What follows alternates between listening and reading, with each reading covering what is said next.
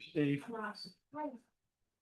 I'd like to call this regular meeting of the Board of Commissioners to order. Today's date's April the 6th, 2026. Joanne, would you please call the roll? Sure. Commissioner Ernst will be a few moments late. Commissioner Engel, Here. Commissioner Rollins, Here. Commissioner Vogelsang, Here. and Commissioner Wright. Here. Commissioners, any changes to the agenda this evening? Thank you. Hearing none, this is an opportunity under public request for the members of the public who wish to address the commission. All you need to do is come to the microphone, give your name and address for the record, and we'd be happy to listen to your comments this evening. The floor is now open. I see we have a participant. State your name and address for the record again, please. Hi, my name's Sil Soliberti. I live at 6100 Northwest 2nd Avenue, Boca Raton, Florida, where I'm not going to be as loud as my shirt. Good evening, commissioners.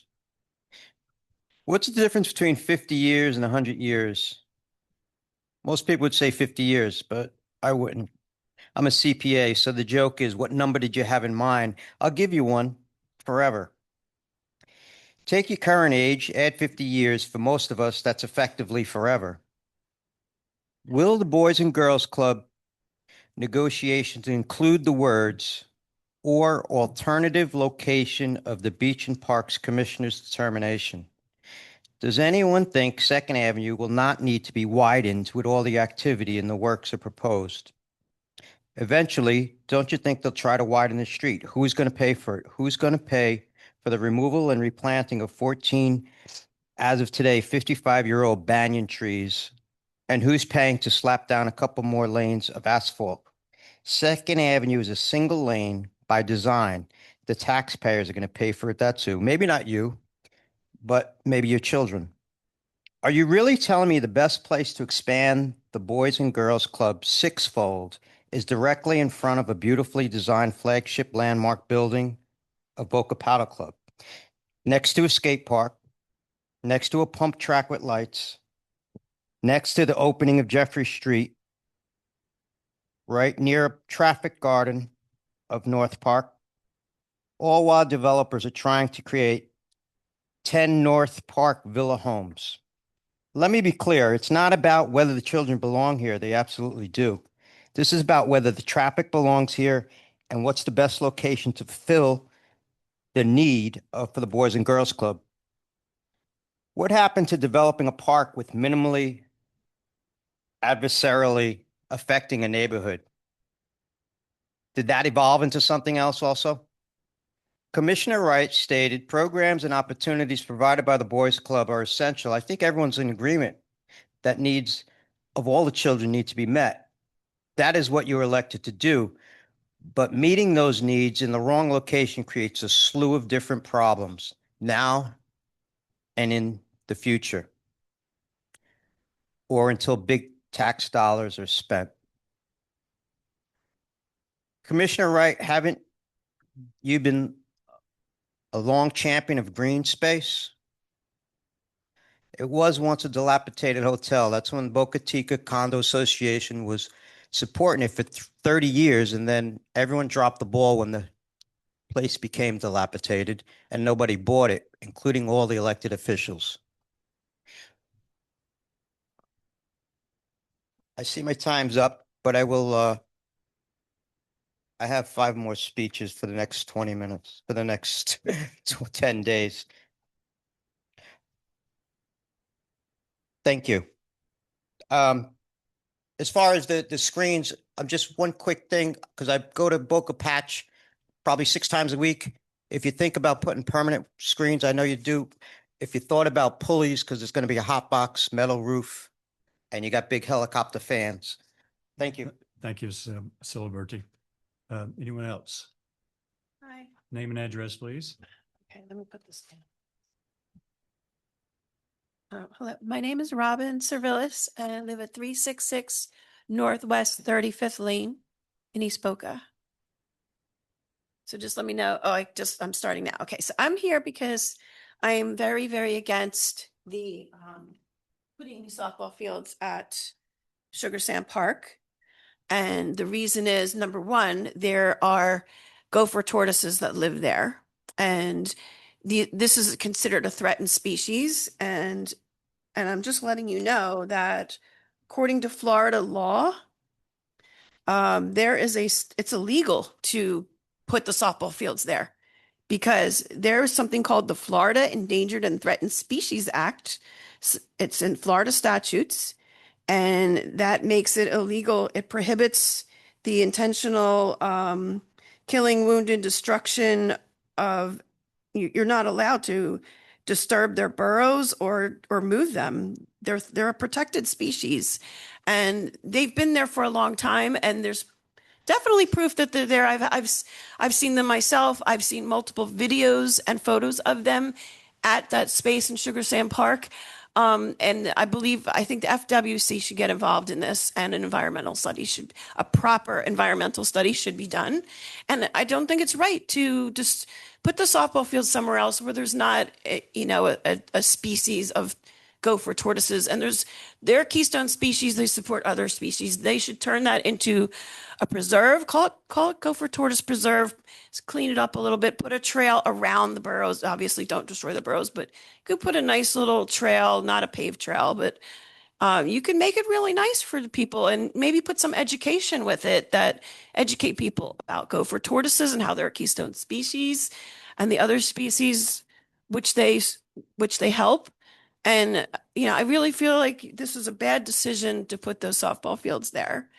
And I know that the new incoming city council, I know for a fact that they're against it. So they're going to vote against it. Absolutely. And I believe there's a lot of I'm not the only one that I love the wildlife, and I don't think it's right to do something illegal and destroy their habitat. It's not right. So that's why I'm here, because that's my issue. That's pretty much it. Thank you. Okay, thanks.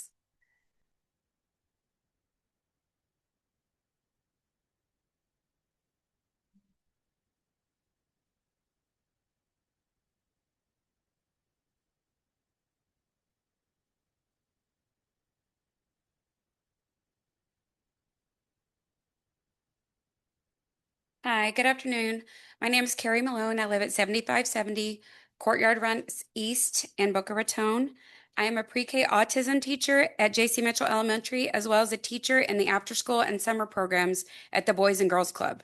As a resident of Boca Raton, I take pride in knowing that my city prioritizes having safe, supportive spaces for our children in our community. Every day at the Boys and Girls Club, I work with children who rely on safe, structured environments to learn, grow, and feel successful. I'm here today to share my support and excitement about the possibility of expanding the Boys and Girls Club into a larger space. I see every day how much our children benefit from what we provide for them. At the club, our kids are not just being supervised, they are actively learning. They receive support in literacy and math, in important social skill and emotional skills, and develop the confidence they need to succeed during the school day and beyond. Right now, we are limited. We are limited in space, in opportunities, and in how many children we can serve. However, what I see every day is that incredible potential these children have when they are given the right environment. The Boys and Girls Club is more than just a place to go after school. It is a place where children feel seen, cared for, and encouraged. For many families, this is not just helpful, it is essential. It provides peace of mind knowing that the child is in a positive, enriching environment. A larger facility would allow us to grow these opportunities, reach more children, and better support students who need consistency and structure the most, especially those with additional learning needs, like the students I serve every day. This is more than just a building. It is an environment for our children, and it is an investment for their confidence and their future. Thank you for your time.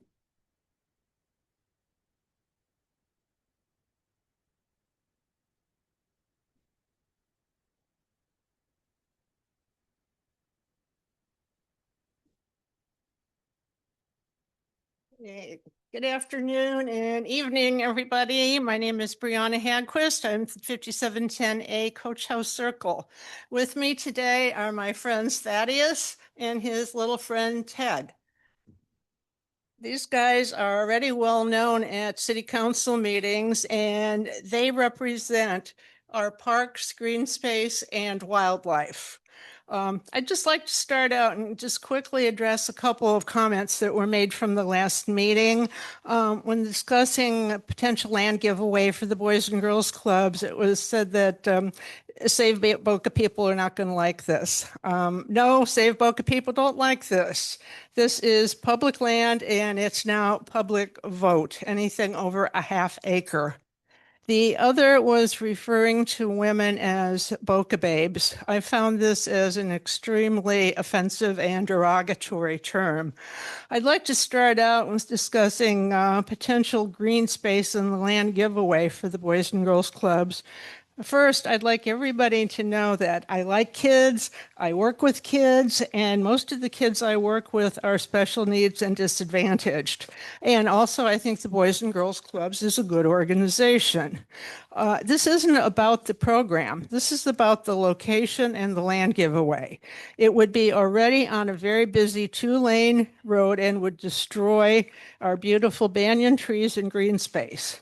How many trees would be destroyed and where are these trees going to be replanted? Not just little sticks that are going to be trees in 50 to 60 years, but real trees.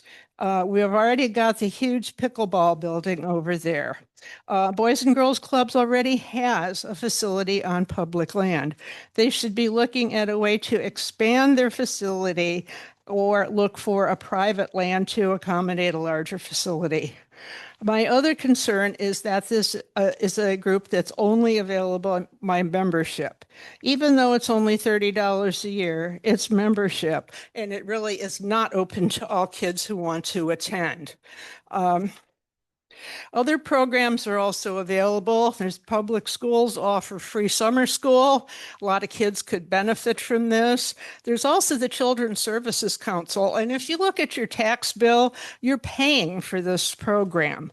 When the last bell rings at my school, kids only have to walk to another room for their activities.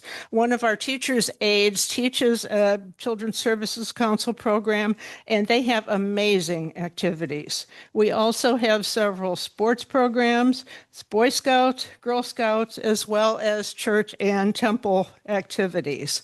Also, our unique urban forest at Sugar Sand with the endangered gopher tortoises must be preserved and not plowed down to become a softball complex. Thank you.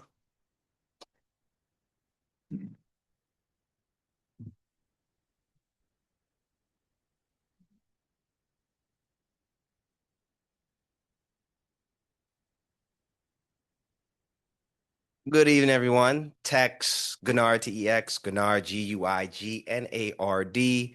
I live in 201 Northeast 31st Street, Boca Raton 33431. First of all, thank you for everyone being here. It's always great to see the community come together. Whether we all agree, it's always nice to see people fighting for what they believe in. So, my name is Tex Guinard, as you heard. I'm a resident. I'm a father. I'm a foster parent. I grew up in the foster care system. So I know firsthand that a child's environment isn't just a place, it's their future. For 4 years, the Boys and Girls Club has been a sanctuary for my children's need. It's where they find mentors, hot meals, and the stability that every child in this city deserves. I know many people are here tonight because they want to save Boca, and I want you to know I want to save Boca too. I love our quiet streets. I love our community feel just as much as you do. But as a parent, I see a side of Boca that needs our help. I see the working moms and dads who are the backbone of the city. I see their children who need a place to go. To me, saving Boca means making sure that the next generation of our city is raised in a safe, structured environment, not left to wander the streets or stay at home alone. This building isn't a disruption to our neighborhood. It's an investment in the safety and its soul. We're asking for this bigger, better facility because we want to do right by these children. As a parent, I don't see this as a project. I see it as a home. I see it as a place where children's potentials isn't limited by their circumstances, but by putting it here, we are changing their neighborhood. We are strengthening it. We're not changing our neighborhood, we're strengthening it. We are making sure that every child who grows up in Boca Raton knows they are valued by their neighbors. I'm not a politician, I'm not or a planner. I'm just a I'm just a dad, and I believe that a city is only as strong as how it treats its children. Let's send a message of hope tonight. Let's show that Boca is big enough and kind enough to give these kids the sanctuary they deserve. Please approve this location. Thank you.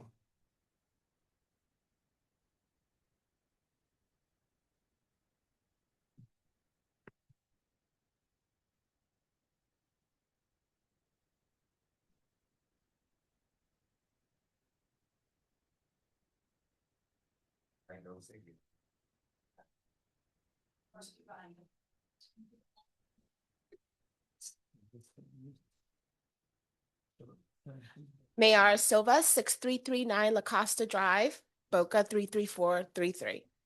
Good evening. My name is Mayara Silva, and I'm a parent in this community. I'm a widower and a single mom, and the Boys and Girls has been essential for my family. On days when there's no school and I still have to work, they are there. And that support means everything. We found the Boys and Girls Club right after COVID, and it was truly godsend for us. It gave my kids a safe, structured place to go and gave me peace of mind so I could provide for them. But the truth is, they've outgrown this current location. There are so many families like mine who need this support, and they simply need more space to continue helping our kids. This isn't just helpful, it's a lifeline. I respectfully ask for you to approve this new location so more families can have the same opportunity. Thank you.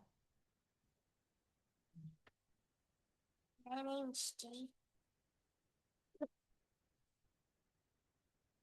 Hi, my name's Jade Santos. I like going to the Boys and Girls Club because I get to have fun with my friends.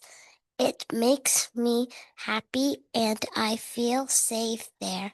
I think more kids should be able to go too. Thank you. Thank you.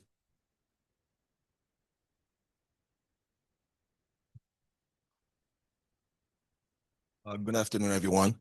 My name is Samuel D'Alembert. I live in 899 Northeast 76th Street. I have been a Boca resident for about 19 years now.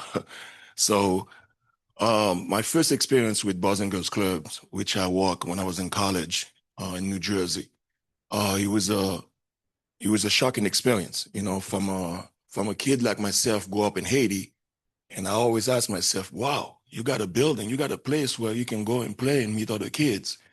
And he was very excited. So I got to work with a lot of children in New Jersey. And along the way to my MBA career, I got to work with the MBA all over the world with children. So I heard it, all of you residents, but I'm asking you guys, just take a minute, go back in the past when you were children. Ask yourself, would a place like this, it's like a safe haven. Think about it. Growing up in a third world country, we wish we had park. That's non-existent. But when you have a place like Boys and Girls Clubs, where you got the children, smiling activities, and then for single parents, doesn't have the times to make mean and go home and do homework, that's a place for those kids to be able to do all that.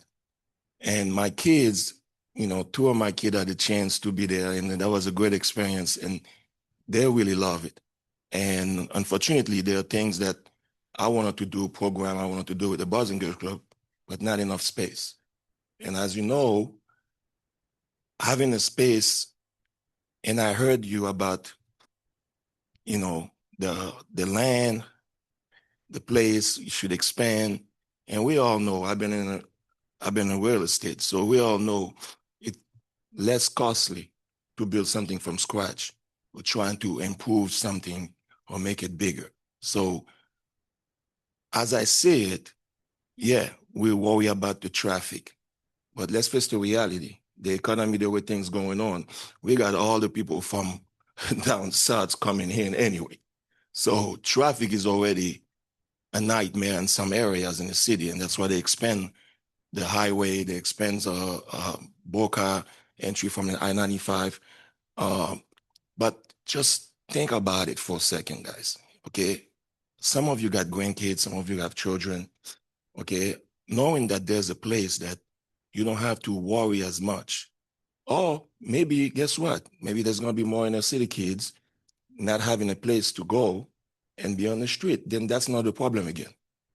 Now you're going to be worried about kids in the park, kids causing problems.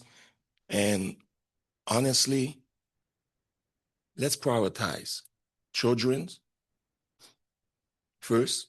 So many of you here have children and you'll swear to be like to protect your children, do whatever for your children. But now we're talking about building a place to accommodate more kids, to reach out more to the inner city kids. And you guys are really putting other things, traffic. What's an extra 15 minutes more? Samuel, sorry to interrupt you, but your time's up, please. Thank you. And thank you for having me. Alejandra Perez at 4761 Northwest Second Ave. I am for it. I have children that attend, and there's more that can be served. So I am all for it. That's it. Thank you.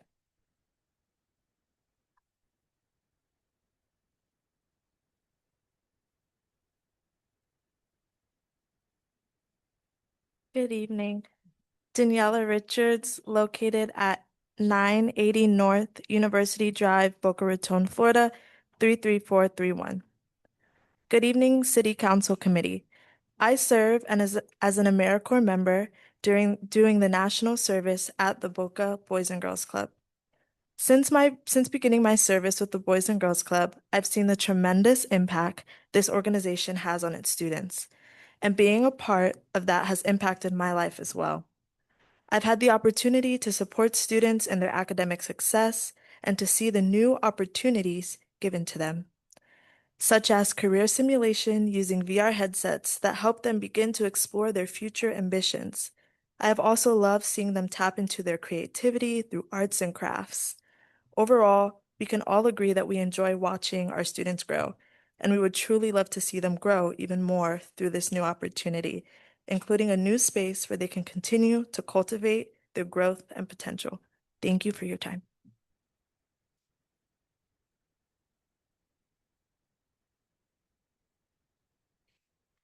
Hello, my name is Allison Garris Hanna. I live at 333 Fern Street, West Palm Beach.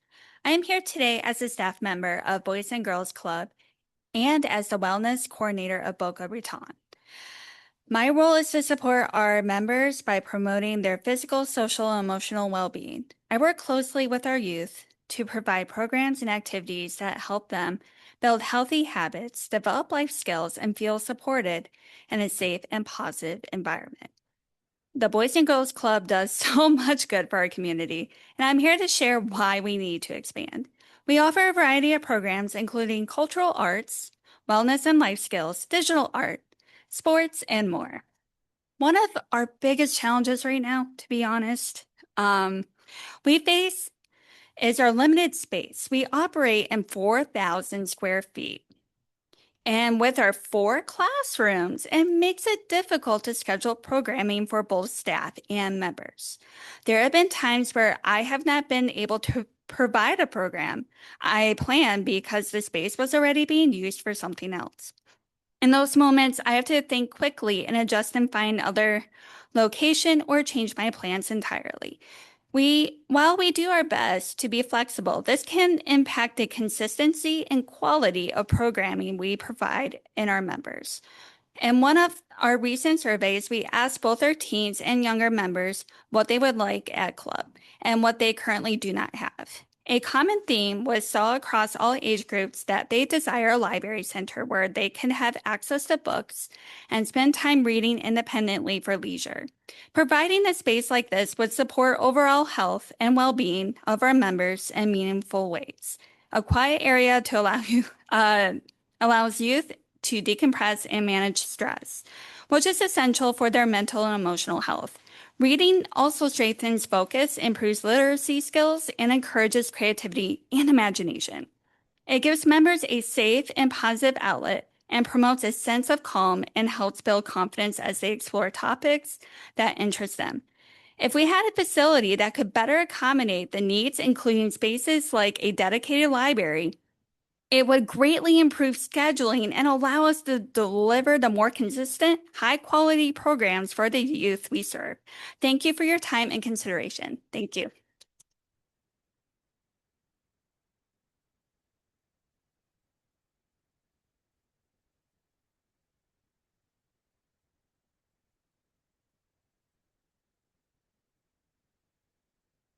Good evening. My name is Alexis Borgos, and I'm here today as both an employee of the Boys and Girls Club of Palm Beach County at Forest Hill High School and as a parent of a child at the Boca Club. My address is 2626 Northwest 2nd Ave. As a single mom, balancing work and parenting comes with its own unique challenges. When non-school days come up, and they come up more often than most people realize, finding dependable, affordable childcare can be incredibly stressful. My daughter is 5 years old and in kindergarten, and like any parent, I was nervous of sending her somewhere new. At that age, you want to be completely sure that your child is safe, supported, and cared for. I can honestly say I couldn't imagine a better place than the Boys and Girls Club. What stands out just as much as how affordable it is, for families like mine, that accessibility is everything. It allows parents to keep working without constantly worrying about how they'll manage when their child's school is closed. Most importantly, my daughter loves being there. She comes home excited, full of stories, and already looking forward to the next day. That kind of happiness and comfort means everything to me as a parent, and I can only imagine her stories if we're given the opportunity for a larger location. Thank you for your time.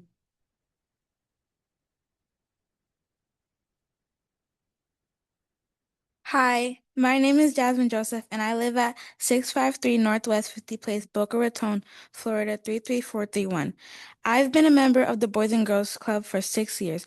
During that time, I have learned a lot and made many great memories. The Boys and Girls Club has made me a more communicated person by teaching us how to talk to others and work together. It has also helped me grow by teaching me teamwork, responsibility, and confidence. I enjoy spending time there because I get to participate in fun activities, meet new friends, and be a part of a positive community. Being in the club has had a big impact on my life, and I'm grateful for all the opportunities it has given me. Thank you.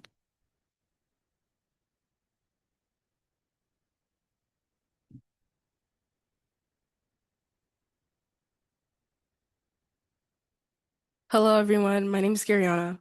I've been a proud member of Boca Raton Boys and Girls Club for past 8 years now. During that time, the Boys and Girls Club has made a huge impact on my life. Whenever I felt like I had nowhere to turn to, the Boys and Girls Club was always there to support me through difficult times. It's a place where I know I'm not alone, and I can always count on my peers and staff for encouragement and help when I need it. This club has also given me a safe place to truly express myself whenever it's through art, sports, homework, help, or different activities. The Boys and Girls Club has helped me grow, learn, and discover new talents. That's why we're here to talk about Boys and Girls Club today. We want to talk about how we can make our Boys and Girls Club even better for the kids and teens who come here now and the ones who will come in the future. Our club could benefit greatly from renovations such as a new gym, a better kitchen, and dedicated dance rooms. We would also love to see more extracurricular classes and libraries where students can read, study, and learn.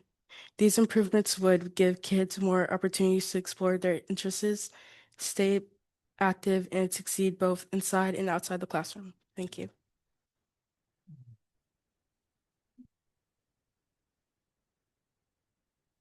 Hello, everyone. My name is Joannie, and I have been a member at the Boys and Girls Club of Boca Raton for the past 8 years.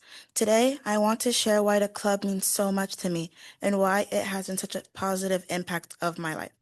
After school, instead of just going home and being bored, I get to come to the club. At the club, there are so many things for us we could do. We get to work on our homework, play sports, make art, and try brand new activities that help us discover our talents and interests. The staff and mentors here are always kind, supportive, and encouraging. They truly care about us and want us to see us succeed. One thing that really stands out to me is how much the staff helps us with our homework.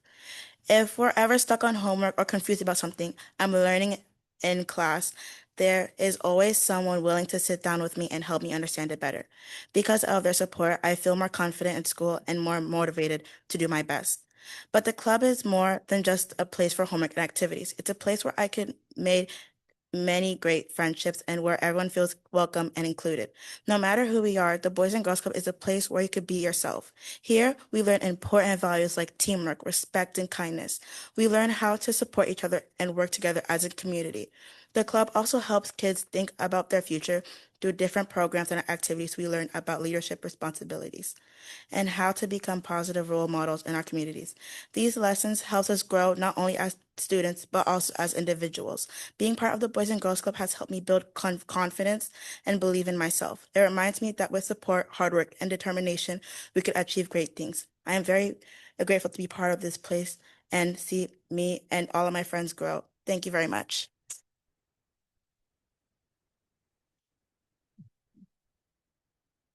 Hello, Robert Ducate, 5351 Northwest 3rd Terrace. I'm here as a donor to the Boys and Girls Club, to the United Way. But I oppose this location for the Boys and Girls Club. I think that there are other locations that could be considered. I fully support their activities. I don't think anybody that I know in the Boca Chica area is against the Boys and Girls Club as an organization. But the traffic and the size of this is just not compatible. This is the last remnant of a failed RFP process that took place several months ago, and it should not continue. One other thing too that in this location is this public safety of Jeffrey Street going through. I'd like to point out now that, as you probably are aware, we have a new city council. And the city council might be more amenable to public safety issues and the potential $15 million that's going to have to be paid for putting Jeffrey Street through at taxpayer expense. To my knowledge, I think almost everybody on this board was opposed to this road going through North Park. It just doesn't make any sense at all, safety-wise. But there was never a resolution or anything officially from the district to the city indicating that you'd like to see this Jeffrey Street abandoned. The people who were fighting for this to go through are no longer on city council. So now may be a good time to pass a resolution or make a discussion about the public safety issue of putting a 4-lane road through a 70-acre park. Thank you.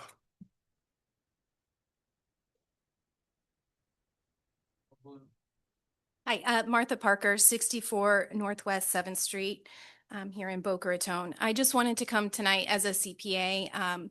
I spent a lot of time the last year and a half really working with the Save Boca movement and opposing the public-private partnership of the downtown government campus. In my professional career, I've worked a lot with a lot of nonprofit organizations, and just tonight listening to everybody and the program and the outcomes that come from Boys and Girls Club. It's a really great organization.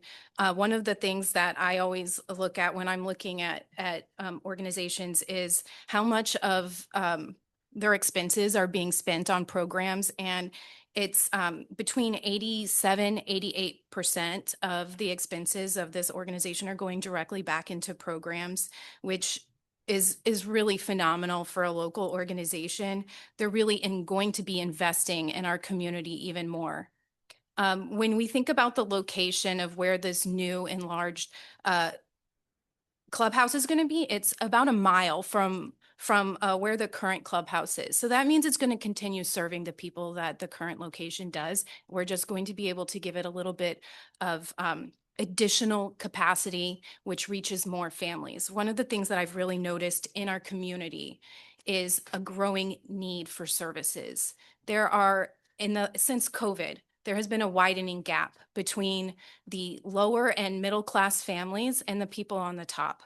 And so one of the ways that we can counteract the affordability crisis in Boca Raton is by partnering with organizations like the Boys and Girls Club to help provide affordable childcare for our families. This is in the right location. It used to be a hotel. So when we're talking about traffic, we have to think about the impacts of back in the day when that actually was a hotel. And I spent some time speaking with a couple of people that work with the Boys and Girls Club to learn a little bit more about their programming and some of the implications when it comes to traffic. They've got buses that are busing kids from the schools. So it's not bringing a whole bunch of more vehicular traffic like a typical daycare center brings in the morning, a whole lot of parents coming and dropping individual kids off. They're bringing buses in the afternoons when their hours are from 2 to 8 p.m. Most of the children are staying until 6 to 8 p.m. So the traffic is coming outside of peak hours when parents are coming to pick up their children. One of the reasons why it's important for nonprofits to be located near the areas and families that they're serving is because it provides access. Many of the people on the board, myself and people in this room, are families that are able to have 2 vehicles. There are a lot of families, even in Boca Raton, that do not have access to personal vehicles.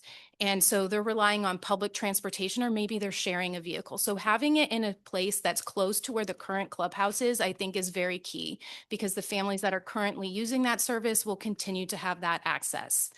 Thank you, Ms. Parker. Your time is up, Thank you. please.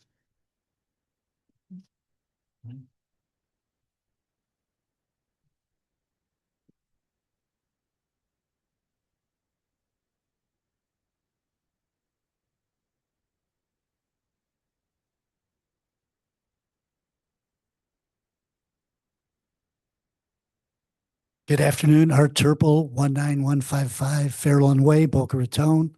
On your agenda today is the contract with MBR for the roof at Sugar Sand. I want to thank the commissioners. I want to thank the staff for moving this along.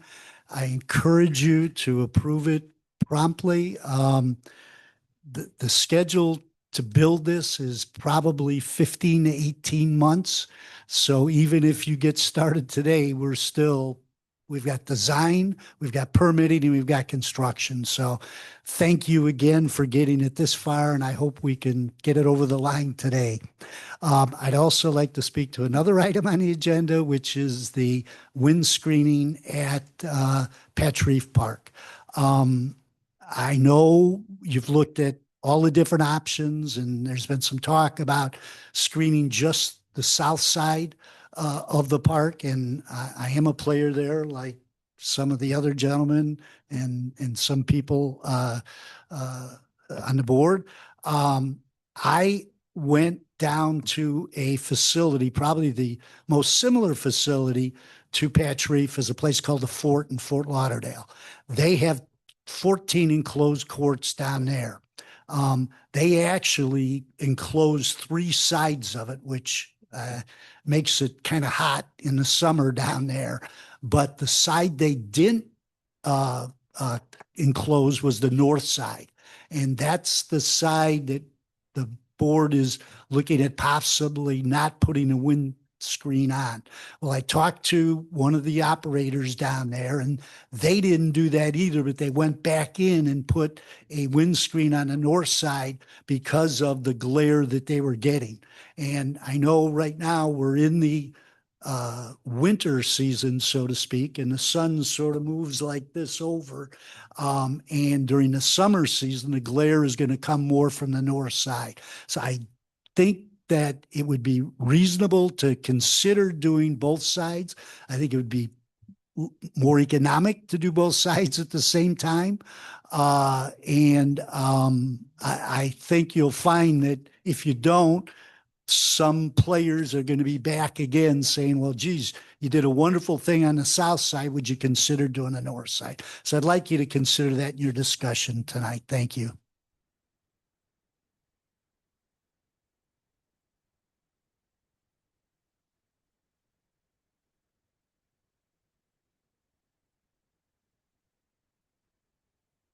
My name is Harold Chaffee, 6200 Northwest Second Avenue. I'd like to ask if the board would, after the presentation for the Gumbo Limbo, that we could have like question and answer, because I read the document and I'm a little confused about exactly what they're going to do there. So I figure once they make the presentation, maybe we could just ask them questions to get more clarity. Harold, I don't think we have time for Q&A after their presentation.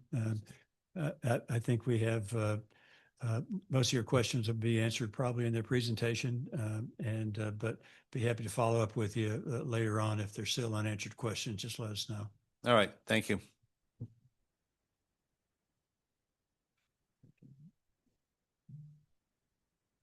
Anyone else? Yes, sir. Please take the position at the microphone.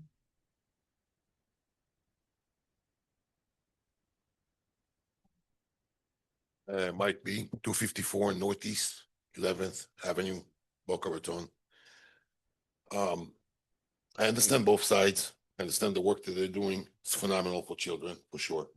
Everybody means well. And my side, on our side, where we're trying to preserve everything over here, we also mean well. We want it to look good. We want to prestige it. So I think it's a number of issues over here that we have. The reason they want to expand, which I understand, population grows, there are more people. You cannot put too many in one room. I agree. By the same token, you don't want to make this ground zero to become bigger and bigger also with time. My solution would be, I don't know how much you guys invested already, how much plans are drawn, how much money was thrown into this thing. Have another satellite location, different ages. The younger one here, because once you're going to get bigger, you're going to start losing control also inside. It's going to become a mess when it's going to be too many. You don't want the rooms to be too big. You want less children with one more student, with one more teacher, so you can really affect it. The bigger you're going to become, it's going to become a sham, in my opinion. And they will turn one also safety for the children also. So you shouldn't even mix younger with older. We know where that goes. So keep another location, especially being a public location.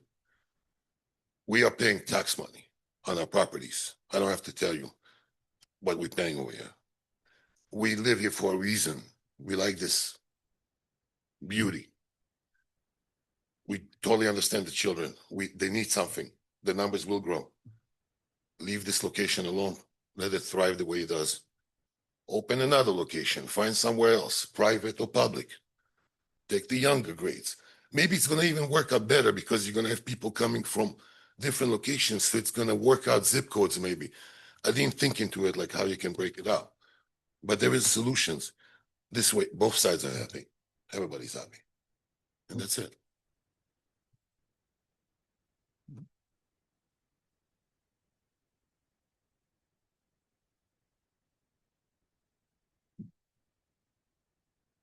All right. Good evening, everyone. My name is Jacqueline Anslow.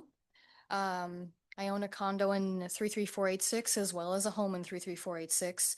So, of course, I've heard all the stories tonight, and I'm not here to debate whether helping children is important. Restate your address for the record, please. My address is 826 Northwest 13th Street, as well as 254 Northwest 11th Street. Yes. We all agree that helping the children is important. And I'm here to talk about whether this is responsible planning for Boca Raton, because good intentions doesn't solve traffic. And I don't want 15 extra minutes, or else I would live in Miami. I have to make a meeting time. I can't account for 15 more minutes of traffic because Boca is growing and growing. Being that I'm a property owner here, I have a real stake in what the city becomes, and I will be paying for the decisions made here. What we are seeing right now is not one project in isolation. It's a pattern of rapid development layered one after another without enough regard for cumulative impact. We already have increasing traffic. We already have construction congestion. We already have infrastructure that is being pushed to its limits. And now we're talking about placing a 25,000 square foot facility on a 2-lane road that's already strained. Couldn't just develop where we already are? Would make more sense. At the same time, there are ongoing concerns about expanding roadways and increasing intensities through areas like North Park.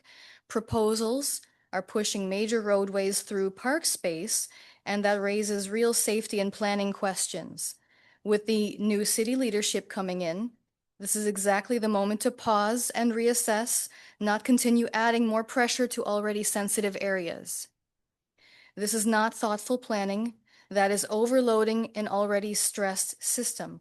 We also need to talk about land. This is not an empty space. This is green space. This includes mature trees. Everyone's talked about that. They can't be replaced. And also the habitat that supports the wildlife, including protected species. As much as I love children, I also love animals and wildlife, and being able to walk around and to see them in their natural habitat where they're being forced out into people's driveways. They have nowhere to go, and we're pushing them out more with this project. So once that land is altered, it's gone. Not reduced, not delayed, it's gone. Cities that succeed long-term are the ones that know when to stop, preserve, and protect what they already have. This is not about opposing the Boys and Girls Club. It's about location and timing. There is already a facility. Expansion, renovation, alternative sites should be explored. And we cannot continue to say yes to everything and expect the quality of life to remain. Thank you. Thank you.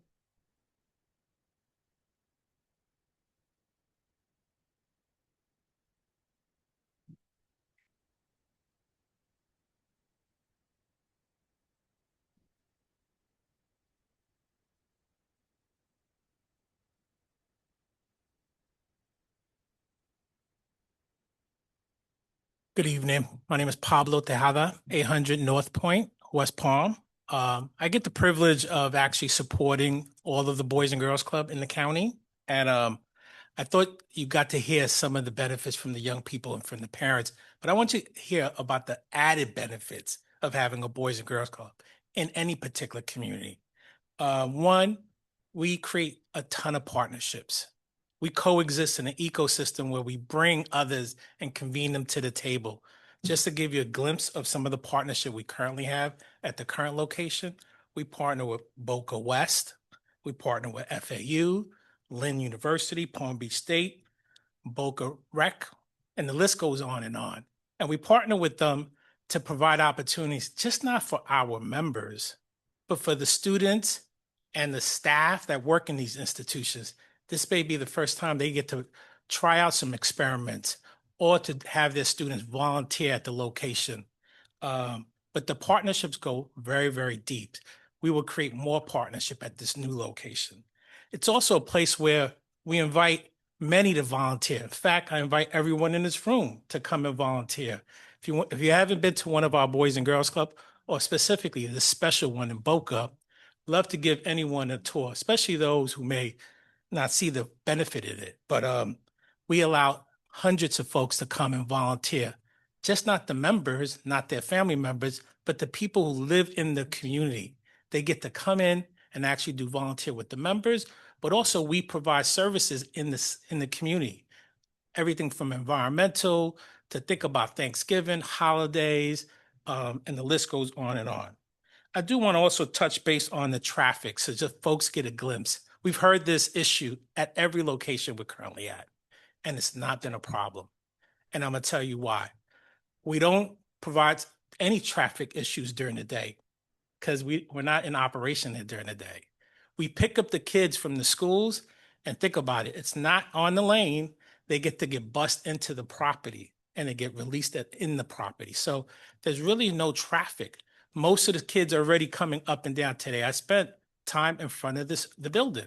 There are buses going up and down currently. Those same kids will be dropped off in front of the location. So traffic will be very, very minimal.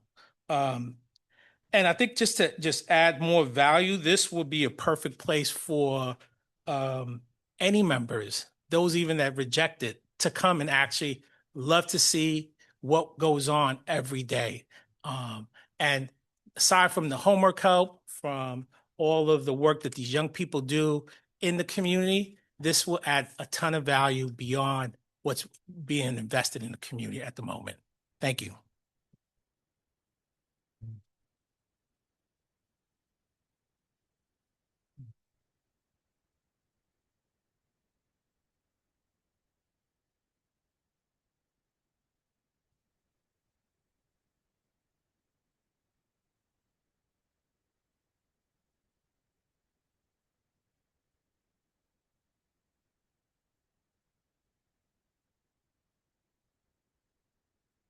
Good evening, everyone. My name is Mary O'Connor and I live at 9828 Crosspine Court in Lake Worth. And I was the CEO for the Boys and Girls Clubs in Palm Beach County for 24 years. And I was the CEO when we opened here in Boca Raton. And it was an opportunity for us to reach a lot of kids that before had no place to go. We knew it was small, and it is small.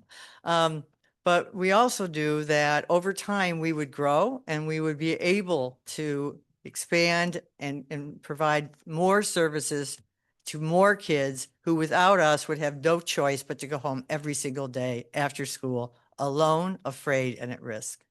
And so that's what we want to do. We want to make sure that no children have to go home alone and afraid with no one there to guide us. And everybody talks about why kids get in trouble. Kids get in trouble because no one's watching them. And so when a Boys and Girls Club opens, you have the opportunity to reduce crime because crime happens between 3 and 8 p.m. every day. So putting kids in a safe environment where they're learning from each other and they have mentors really benefits a community in the long haul. Now, we've had a lot of conversation about the traffic, and we've had a lot of conversation about the land itself. We went through the RFP process, and let me tell you, this group here made sure that it was not an easy process, that we had to make sure that we let everyone know who we are, how we operate, and what kind of an organization we are.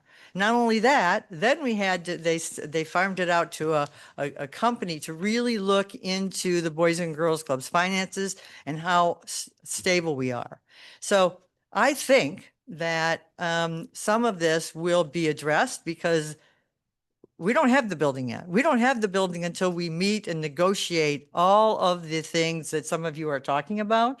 And there's a traffic study. And they look at every single other angle that they need to look at before they sign on the dotted line. So I would hope that everyone would have an open mind and understand that the people who are sitting in front of you are going to represent Boca Raton and make sure that when Boys and Girls Club opens on this site, that it is something that everyone in this room can be proud of. Thank you.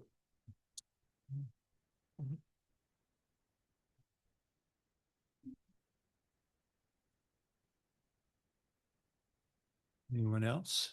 Last call.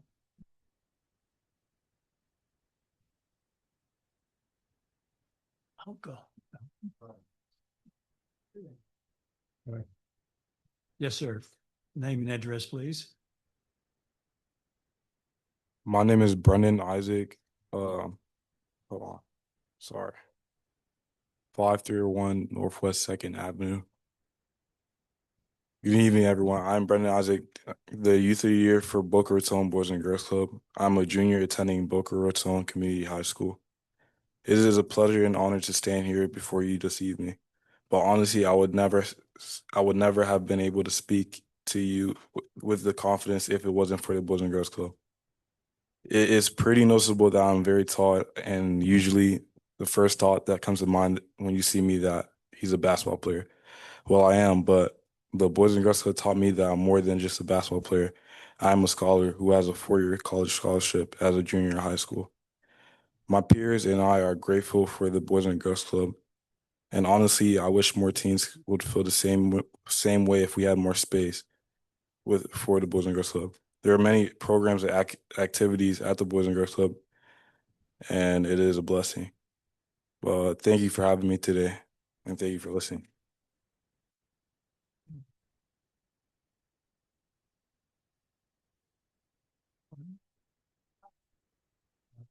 Now, this is an opportunity for public requests, but not for a conversation regarding the topic. Hi, good evening. My name is Jeannie Miranda. First, I'm the president and CEO of the Boys and Girls Clubs here in Palm Beach County. I'm the current president. Mary was my predecessor. I live at 272 Scarborough Terrace in Wellington, Florida. I wish I lived in Boca, but my daughter does, in a condo that I bought her. So she's a Boca resident and I love coming down here and spending time with her. I'm going to just repeat a couple of things that have been said tonight, so I apologize, but I think it's important for you all to hear from me. The first thing is on, I've been online looking at all the chatter, and I just wanted to make sure that I address the transparency issue for the board. As Mary mentioned, this has been a really open to the public process and a rigorous one for those that were participated in it. This process began for us back in September. Presentations have been made at commission meetings back in October. And as Mary mentioned, there's an independent study that has been done on our organization and our RFP response to make sure that this aligns with what the commission is looking for on this land. And as an organization, I want you all to know that we are open to keeping the communication, very much open with the community, with the residents. This is going to be the 7th club that we've built in Palm Beach County, and in each process, we have a lot of community meetings, a lot of opportunity for the community to input, in addition to, of course, the commission input. In the project itself, we're currently building our a club up at Dreher Park in West Palm Beach, and worked very closely with the Dreher Park Neighborhood Association to bring that club to life. That club will open in August, and we're really proud, and we'd love to be able to model what we're doing up in West Palm Beach here in Boca. Boca deserves a bigger, better club for the kids in this community.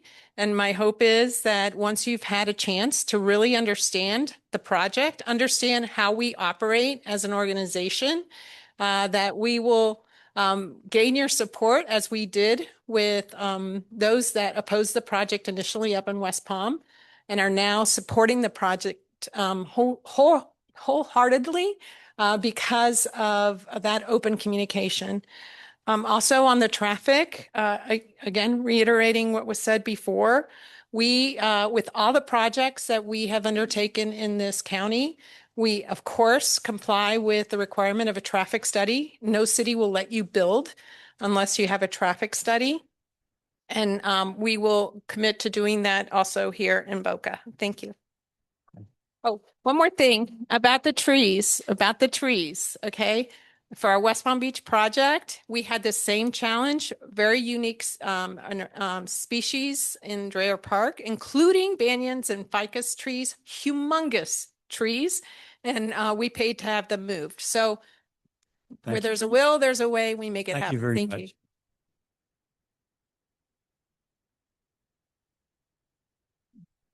Is there anyone else that hasn't spoken under public requests, which we're happy to entertain? Any further discussion that you wish to come forward? Otherwise, we'll close this section. Mr. Snyder? Okay.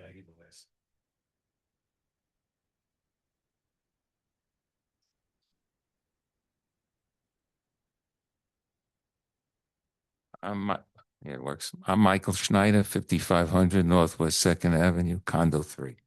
I'd just like to address each board member. Mr. Engel, I'd like to thank you for telling us about the letter to give you about not having the social club, to have a social club and a golf course, and not having a boys club and a, a skate park. We gave you the letter, you gave us the idea, and we appreciate of that. You said you're a product of Boys and Girls Club. You showed it because you gave us a chance to give us, to give us what we want and don't want, and think about what we do want in the sense we'd like to have a social club where unfortunately the boys wants to put it, and we want to have an 18-hole golf course across the street from it. The social club could be used for, other activities, weddings, meeting rooms and such.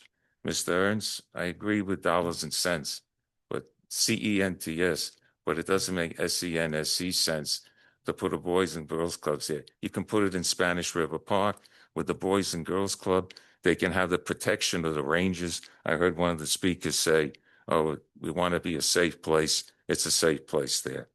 Mr. Rollins, Mr. Boldenstein. Mr. Rollins, I missed the meeting, but most of it about the skate park, all right? But when I saw your finger, it was a pinky. It wasn't a thumbs up, all right? So basically, we would rather have the social hall and the golf course. We've compromised by losing the 9 holes from the pickleball, all right? Mr. Ames and Ms.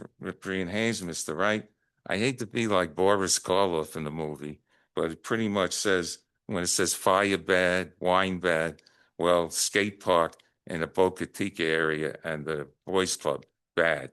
It's just not the way to do it. And basically with the boys clubs, I met somebody here from the boys clubs. It was at Condo 3 yesterday. We met, we had a good conversation. He said he's for it. Okay, fine. I just told him I was against the location. Put it at Spanish River Park and the boys club and also the skate park. You have plenty of room. It would be easier to get to with the traffic. And that's about that for that. Somebody had mentioned, the young lady and other person, that the contributions to the clubs, all right?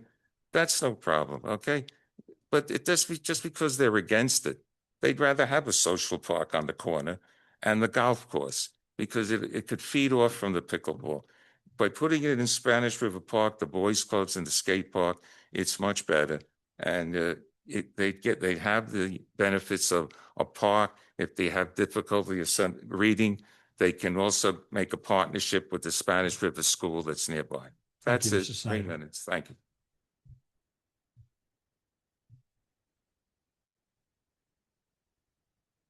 I think everyone's had an opportunity. If you're going to speak at this point, I'll close public request. And the minutes of the previous board meeting, March 23rd, are in the agenda, commissioners. Move to approve. Second. Been moved and second. Any discussion? Hearing none. Joanne, please call the roll. Sure. Commissioner Ernst? Yes. Commissioner Engel? Yes. Commissioner Rollins? Yes. Commissioner Vogelsang? Yes. And Commissioner Wright? Yes. Motion passes unanimously. Thank you, Joanne. First order of regular business is a gumbo limbo presentation, something I've been looking forward to here, and hopefully Mr. Chaffee's questions will be answered. Brian, any comments? I just want to introduce your Deputy Director, I'm sorry. Deputy Recreation Services Director. I know it's a mouthful. Deputy Director of Recreation Services, Tiffany That's Lucha will introduce the staff from Gumbo Limbo. That's okay. I forget the title too. Let's get everybody a chance to maybe head out. Yeah. Thanks, Tiffany. Clearing a room.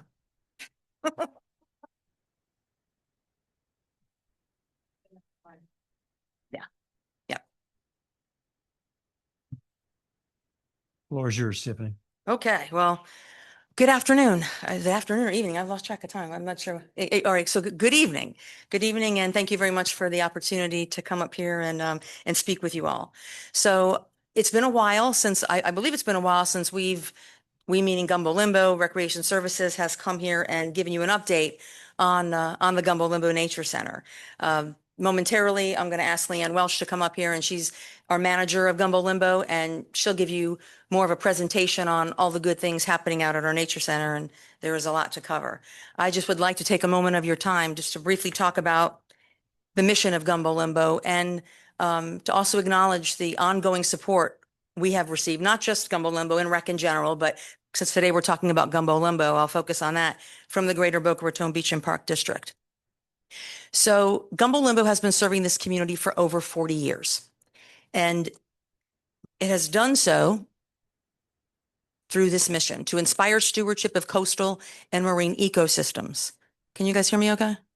I have kind of a loud voice. Sometimes I don't even need this. So what does that mean? It means I refer to them as pillars, things that we focus on when we deliver the services that we deliver. Environmental education, conservation, and stewardship. It's the cornerstone of what Gumbo Limbo does. It's the backbone of the decision-making. It is the priority of what they're focusing on when they provide the programs and services that they provide. Like most things in life, businesses, organizations, operations, we go through change. Change happens. And Gumbo Limbo has faced some changes over the last few years. But change also can lead to opportunity. opportunity to reassess, and opportunity to reflect on what we do. Gumbo Limbo and the team has done that. They've spent time assessing and reflecting on their operations. They have looked at their strengths, their core strengths. They have assessed how they deliver their mission, and they've assessed how they deliver visitor experiences. This team has seized on this opportunity and opted to build on an already established strong foundation. And they did this by asking two questions. The first question was, how do we enhance offerings? What can we do different or better? The second is, how do we broaden our impact? These two questions and the answers to these questions actually speak to who Gumbo Limbo is, what Gumbo Limbo is. Their services, how they provide them, what they provide speaks directly to their mission. And to broaden their impact, it's about getting people in the door. It's about serving as many people as possible. I want to take a moment and we have some members of the staff here, and I'm not going to shout them out by name I'll spare you that. Maybe Leanne will do that to you. But I do want to acknowledge the fact that we have highly qualified, highly professional people working out at Gumbo Limbo. This is a very talented group of people. They are experts in their field. They are dedicated, and they are incredibly creative thinkers. And that has proven to be nothing but a successful recipe for that operation and for our community. Gumbo Limbo continues to thrive. Its numbers are greater than ever. We are reaching more people than ever before. More visitation, more program registration coming through the doors at Gumbo Limbo. Our team is also, they're leaders in environmental education for our community. When people have questions about anything related to the environment, they're your phone call. I know that's who I call, and I know that's who community members call. They're the people that we go to. I've had the privilege of serving in this department, Recreation Services, for over 30 years. And we continuously strive and seek out opportunities to be better and to do better and to serve our residents as best we can. This is our mission. This is what we are here to do. We do this by supporting our sections. We have 16 sections in Recreation Services. Gumbo Limbo is one of the 16. Each of our sections has a section head. That's what we refer to them as. They're the leaders of our 16 sections. They're all experts in their field. It is an honor for me to come to work every day and to represent and to work with these people, as it has been for 30 years. I feel like I'm really building you up. Are you feeling it? Yes. So Leanne Welsh is the manager of Gumbo Limbo. She is our expert. She is who we go to for information. She is who all of you can count on to run an incredibly successful, well-managed, and responsible operation. So with that, I'm going to call Leanne up. We're going to move on, but I'd be remiss if I didn't take a moment and thank the Greater Boca Raton Beach and Park District.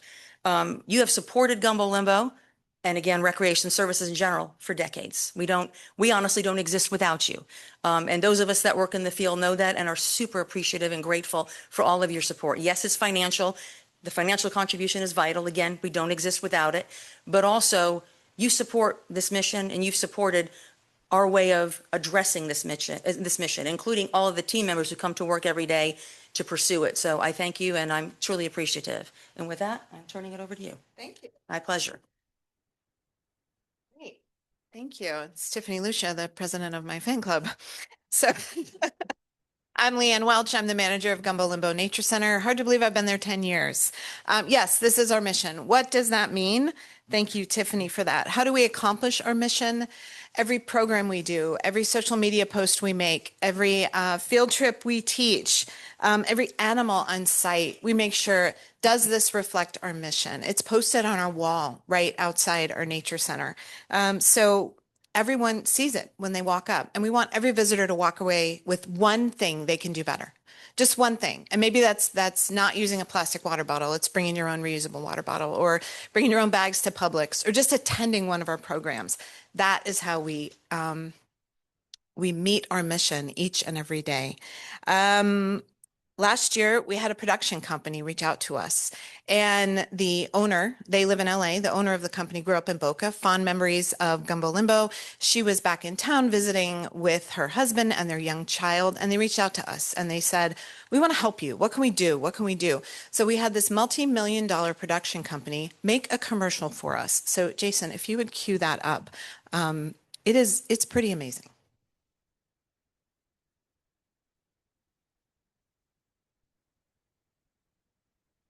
There's more to discover at Gumbo Limbo Nature Center.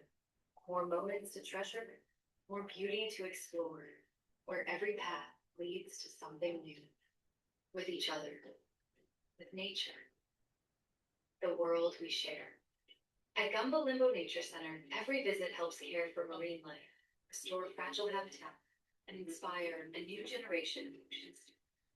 Discover more, do more, protect more. There's more to discover. Plays over and over. But this cost us $0. We use a local family. You may have recognized them. And it blows my mind, the impact that Gumbo Limbo has. People come back and visit and they tell us they want to be there. They want to do more.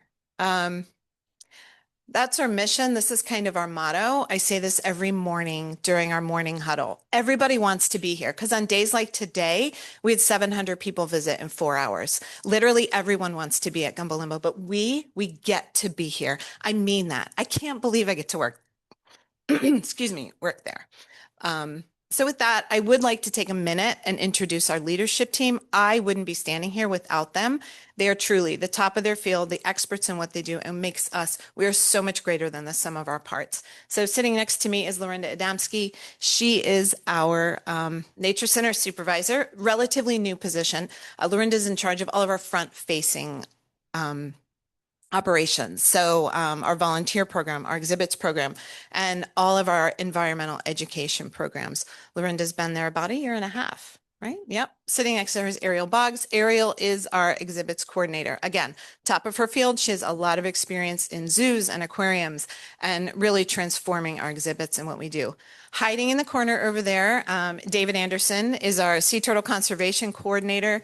David's been with the city over 20 years, and he took over the sea turtle conservation program when Kurt Rusenko retired in 2021. Next to him is Keith Herman. Keith is our senior aquarist. Again, instrumental in transforming the way we care for our animals on site and our aquariums. And Tyler Snyder is behind him. Tyler is our maintenance supervisor.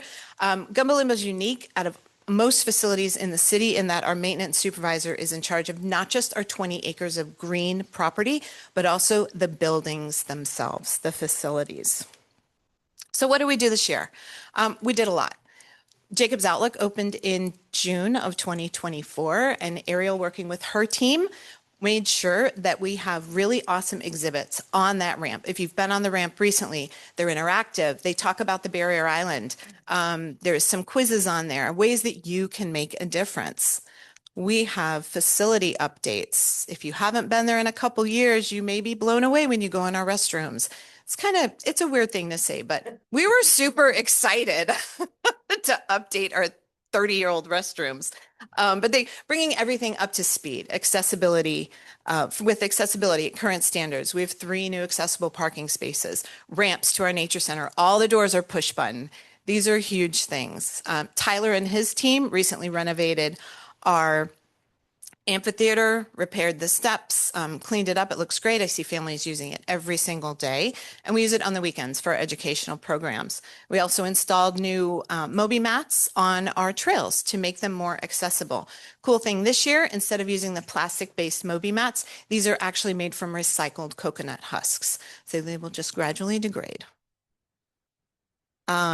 Using donation funds, which is not tax dollars, we were able to replace our 13-year-old rusted railings on the top of our deep tanks with powder-coated aluminum, and then also added some gates for making it easier for our team to do their job, and also animal and human safety. These are behind the scenes. But if you want to see them, let me know. And finally, after 6 years, we are rebuilding the decking around the Nature Center. I'm so excited. This is ready to, this will open in sometime this summer, hopefully late June. As you can see, it's the same decking. It'll match the boardwalk and Jacob's Outlook. So we can't wait for that. These things our team was very, very involved in. They're not at Gumbo Limbo. But Lorinda, one of the first jobs she had when she started with us was get us some rental kiosks. So now we've worked with Paddle. We have self-service kiosks for paddleboard and kayak rentals at Hillsborough El Rio and James A. Rutherford Park. And Boca is proud to say we have one of only 3 blue flag beaches in the nation, and our team was instrumental in helping that process go forward, working with the city's sustainability office. The rumors of our closure have been greatly exaggerated. I will just say that. So this is our attendance from the year we opened up until last year. As you can see, it's been astronomical, the growth in people that want to be at Gumbo Limbo. These 2 low years, that's when we were closed for COVID. So we're bigger and better almost every single year. And I just want to take a deeper dive into those numbers. Last year, we set records for visitation, for numbers of public programs. Our volunteer hours continue to increase, also our donations. In 2023, we started accepting donations at the front desk. They were given to the city and not to the nonprofit. That goes into an escrow savings account where we can then use that money for improvements at Gumbo Limbo. Looking at the first 2 quarters of this year, you see our visitation is up already over last year. Number of public programs is up. Our volunteer hours are up, and we're $40,000 over where we were last year in front door donations. All good things. I want to just touch a little deeper on the importance of volunteers to our operation. Last fiscal year, our volunteers gave us nearly 18,000 hours of their time. Sit with that for a minute. That's almost 9 full-time people. We could not do what we do without our volunteers. That cost savings, those numbers, it's really hard to nail them down. The lower number, that about $300,000 a year in personnel dollars, that's what our part-time front desk person earns at if we had 9 more full-time front desk people. That's what it would cost us. That higher number, that's actually a state of Florida value. They put a dollar value on volunteer hours. So between $300,000 and $600,000 for volunteers. Our team is super innovative. I just want to talk about that for a little bit. Back in June, when the gift store suddenly closed, we thought, oh my gosh, what are we going to do? Our visitors were furious. So our team scrambled. We thought, okay, we can do this using our current staff, our current technology. We were able to just provide a few items, stickers, bracelets, baseball caps, so that our visitors had something tangible. They could buy something, a memory of Gumbo Limbo. Let me tell you, this was huge. It was super successful, but it was way too much work for our team. We're working with the city's purchasing department on getting a real gift store vendor in there to open the big gift store. But while we had it, it was very, very successful, and we just had it open during the holidays. Our field trips have traditionally only been elementary and middle school, but we've had a lot of interest from high school teachers, specifically ones that maybe teach AP Marine Science, environmental science, to help their older students, their teens who may be considering a career in marine science, environmental studies. So we're piloting the program right now, testing it out with some of those teachers that have reached out to us. It gives these older teens a chance to meet some of our actual scientists, talk about what a career in marine science looks like. We get them over to FAU as well to talk to the graduate students over there. So here's an example. This is Angela, one of our aquarists, target feeding, looks like Kirby, our porcupine puffer fish. So really cool stuff behind the scenes. Speaking of innovation, Ariel and her team solved the issue of our aquarium guides constantly walking away. We used, and this works. You can scan it and have our aquarium guide live on your phone right now. What this does, it's on your phone. It's live. As fish move from one aquarium to the other, we add fish. We can add them to the guides. The guides we used to have were kind of cards that people could walk from aquarium to aquarium. They thought they made really cool souvenirs, so we were constantly replacing them.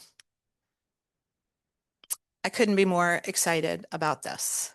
Some of you may remember, anyone familiar with the Florida Master Naturalist Program? It's a program operated by the University of Florida Extension. Our former manager, Steve Bass, was instrumental in starting this program, working with the University of Florida. Gumbo Limbo used to be one of the top places where you could take these classes. When I had started, we had stopped offering those classes, but I made it my mission.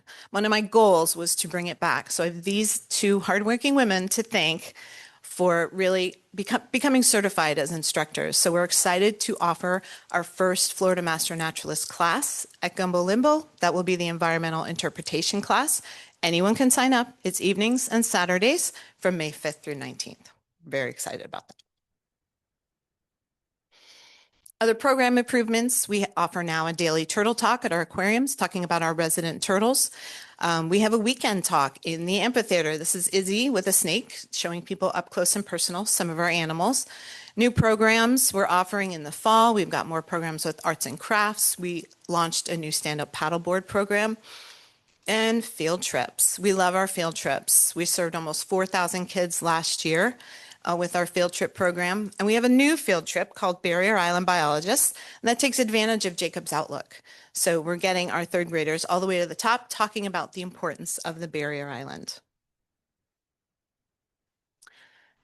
We get a lot of questions. Do you still have sea turtles at Gumbo Limbo? We do. We've always had sea turtles at Gumbo Limbo. It's not all we have, but we got our start when Gordon Gilbert did the very first walks, the very first unofficial sea turtle walks in the city back in the late 70s. So David Anderson and his team, they are out there every single morning from March 1st to October 31st, surveying all 5 miles of Boca's beaches for any new sea turtle nests. The work they do enables all the other work on the beach to happen. So the beach nourishment would not happen if it wasn't for our team surveying the beaches. Inlet dredging would not happen. Daily beach raking, all of that is required by permit. Those permits require these daily turtle surveys. David and his team also run our very popular sea turtle programs in the summer, our turtle walks and hatchling releases. And registration for those will open very soon if you're interested. David also carries a 24-hour sea turtle stranding response phone with him. Our team is still responding to sick and injured turtles all throughout our survey area. When the call comes in, they drop everything to respond and rescue a turtle that's sick or document one that has unfortunately passed away. And finally, we do have sea turtles on site. David and his team take care of our 3 sea turtles. Morgan, Lady McNubbins are in our shipwreck tank, and this is Lefty, and he lives in our mangrove tank. So yes, sea turtles on site. And I would be remiss if I didn't mention the sea turtles in the FAU Marine Lab. We're so happy that we have the FAU Marine Lab on our campus. It gives our visitors a chance to see actual science as it's happening in a college lab. The FAU Marine Lab is one of the only places in the world where you can see baby sea turtles being raised in captivity. The techniques that it takes to raise these tiny turtles in captivity was pioneered right there at FAU, copied all over the world. And right now they're starting to raise corals in that lab too. So, like I said, the rumors of our closure have been greatly exaggerated. These are just some reviews that I have pulled off of, I think, Google and TripAdvisor over the last 2 weeks. If you're feeling down, I encourage you, go look at our reviews. It's such a pick-me-up.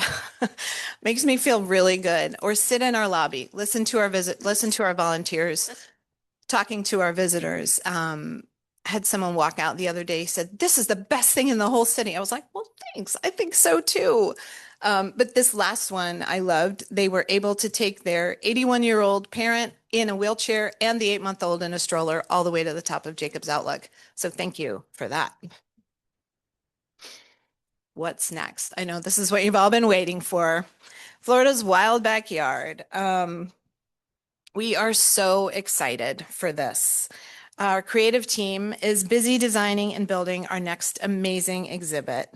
Florida's Wild Backyard will take you into your backyard and really understand some of the wonders that are there that maybe we don't see all the time.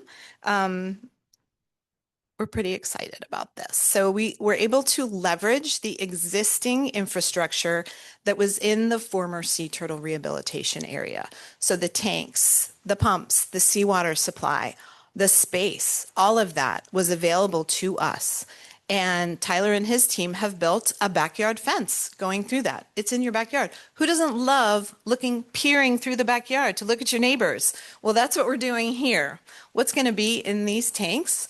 Well, some of our smaller but super cool residents will have spiny lobster, conch, horseshoe crabs, hermit crabs. We'll have tanks with eels and smaller stingrays. We'll have a tank with seagrass habitats, oysters. We're very, very excited about that. All native animals, all the animals in your backyard, and really give you a chance to understand how that talks about our mission. Now we know we have lots of exotic animals in your backyard as well. Gumbo Limbo does not display any non-native species. These will be fake, but they will be there as well. Green iguanas, we've all seen them. Pythons, Sharpie for scale, and rock agamas. There'll be a lot of other species there, and these will be part of an interactive scavenger hunt. You can find the native species and the non-native species. Learn about responsible pet ownership and things you can do in your own backyard to make a difference. In this space, we'll have more opportunities for education, more opportunities for programming, maybe even some behind the scenes stuff. We're really excited about that. And finally, our nature center snakes will once again be on display all the time. We get asked about that at least once or twice a day. Where are the snakes? You used to have snakes. So we've transformed one of the walls down there. We will have our red rat snake, our Florida king snake, and our eastern indigo snake will be on display all the time down there. So we're pretty excited to give them their new permanent home. What else is going on? Like I mentioned, I'm working with our city's purchasing department to put together an RFP to finally get a vendor, a partner to open the gift store at Gumbo Limbo Nature Center. This year, we've been able to move a lot of processes online. This year, for the first year, we did all of our field trip registration was online. Very, very smooth process. Our education team is working hard on program evaluations, balancing mission with return on investment and cost recovery. And finally, I would be remiss if I didn't ask for a parking solution. Last year, we had over 260,000 people come through our nature center. We have 50 parking spaces. I don't know how it works. I don't know. It's a miracle. I don't know how it happens. It is in the CIP. Tiffany and I have been working very hard on bringing first an engineer in to look at the parking and what can we do to make a difference without paving paradise, to put up a parking lot. How can we be smart? To add more parking spaces. And that's it. I thank you for your time. We came in just under. Leanne, thank you very much. That was impressive. We've never had such a detailed presentation from Gumbo Limbo, and we supported that over the years. And you've done an outstanding job with preparation for today. And Tiffany, thank you for your recreation. You guys are the jewels in our crown of recreation here in town, and we really appreciate. Whenever I have visitors in town, they always want to go to, as my grandkids used to say, Gumbo Limbo. But it's one of our favorite places, and I'm happy to hear that you're looking at opening up the gift shop in some way, because that's something that everybody wants to take some of that with them. And if you'll just hang around, I know the commissioners would probably like to have a word or two of questions to you about, any accomplishments that you mentioned that they would want to hear more about. Commissioners, Steve? Yep. First of all, thanks so much for coming. Thanks for having me. And thank you for It's been a supporting long us. time since we've seen you. We miss you. You laugh at my jokes. That's so important. But seriously, you guys do a fantastic job. Thank you. And you're an asset. That's an understatement, that you're an asset to the city of Boca Raton and to the Beach and Park District. Even though you're not a part of us, you are a part of us. Absolutely a part of you. I have one question. Sure. I used to love to go to the hatchling releases that you used to have at night. Do you still have them? We still do. It's one of our most popular programs. And could you let us know? Because I haven't seen, I used to get an email about it. I haven't seen an email. Well, let's get you back on our email list. Okay, thanks a lot. Appreciate Happy to do it. Aaron? Thank you so much. No, it's my pleasure. It's just so great to see the reinvention of Gumbo Limbo. I went there as a kid. I brought my kids there. I need to get them back there, even though they're too old for it now. But in terms of the sea turtle, when you go to like a sea turtle who is in distress, who do you work with now in terms of if you need to give them to somebody to rehabilitate? I'm just curious who you work with now. So I can answer. So FWC it still directs all of our activities. They'll tell David and his team, and first thing he'll do if he has a live injured sea turtle is call FWC. Okay. And they'll say, okay, there's room at, a rehab facility. And there's rehab facilities, Loggerhead Marine Life Center. There's one behind the scenes at the Palm Beach Zoo that is run by our former employees. There's one in Miami, behind the scenes in Zoo Miami. And there's also one in the Keys. So they're not close, but that's where basically where FWC tells us to bring them. Is that correct? Yes. And thankfully, FWC helped provide. It's gotta go on. Okay. I've got to be on a microphone to talk. Do you want him to? No. Do you have any other no, questions for David? answer the Okay. Question. That's wonderful that you have a good working relationship with everybody that's nearby. And my other comment was about the parking. Is there like a shuttle system type of thing like we have for downtown that autonomous vehicle that we could use? Probably wouldn't Shuttle put people back and forth. Wouldn't put an autonomous vehicle on A1A, but we do. Boca Connect does come to Gumbo Limbo. We see them quite often. We have the link on our website for big events. We tell Yeah. people, parking is tight. Make sure you carpool, use rideshare. Boca Connect is another opportunity. And the off season, we frequently can park people at Red Reef West because that's connected through the boardwalk. But It if is- you're not a resident, then you have to pay. Well, at Red Reef West, it's $3 an hour. Okay, so So for there's New meters York, there. Yeah. Yeah, there's meters there. Okay. We have explored a shuttle. I don't know exactly what that would look like or where we would bring the people from because there's no free parking on the island. Yeah. Unless you want to build a parking lot at Ocean Strand, don't do that. No. Do not do that. Thank you. Sure. Anyone else? Sue? Leanne, thank you very much. You've come a long way with your management, and I can't tell you how exciting it is to go into the FAU lab and see what everything that's going on. I really encourage the public to take a field trip and go over there and see it if you haven't, and take all your friends. So thank you. And Tiffany, good job. Thank you. All right. Thank you very much. Wait a minute. Leanne and Tiffany, thank you. Thank you very much. You guys definitely, I think your motto of everyone wants to be here, but you are here is very similar to, I just came from the land of Disney where their motto is where we make magic happen. You guys make magic happen in your own way. And I'm stunned by the numbers that you have with the few parking spaces you have and what you do with very little. So I can't applaud you enough for what you do to make an impact of things. Over the years, so I would say as a commissioner here, I've struggled a little bit with a lack of knowledge of what you're doing. So I'm very grateful to hear what you're doing and struggled a lot with kind of the money that we directed towards building the tower, towards the pumps, but not getting any input.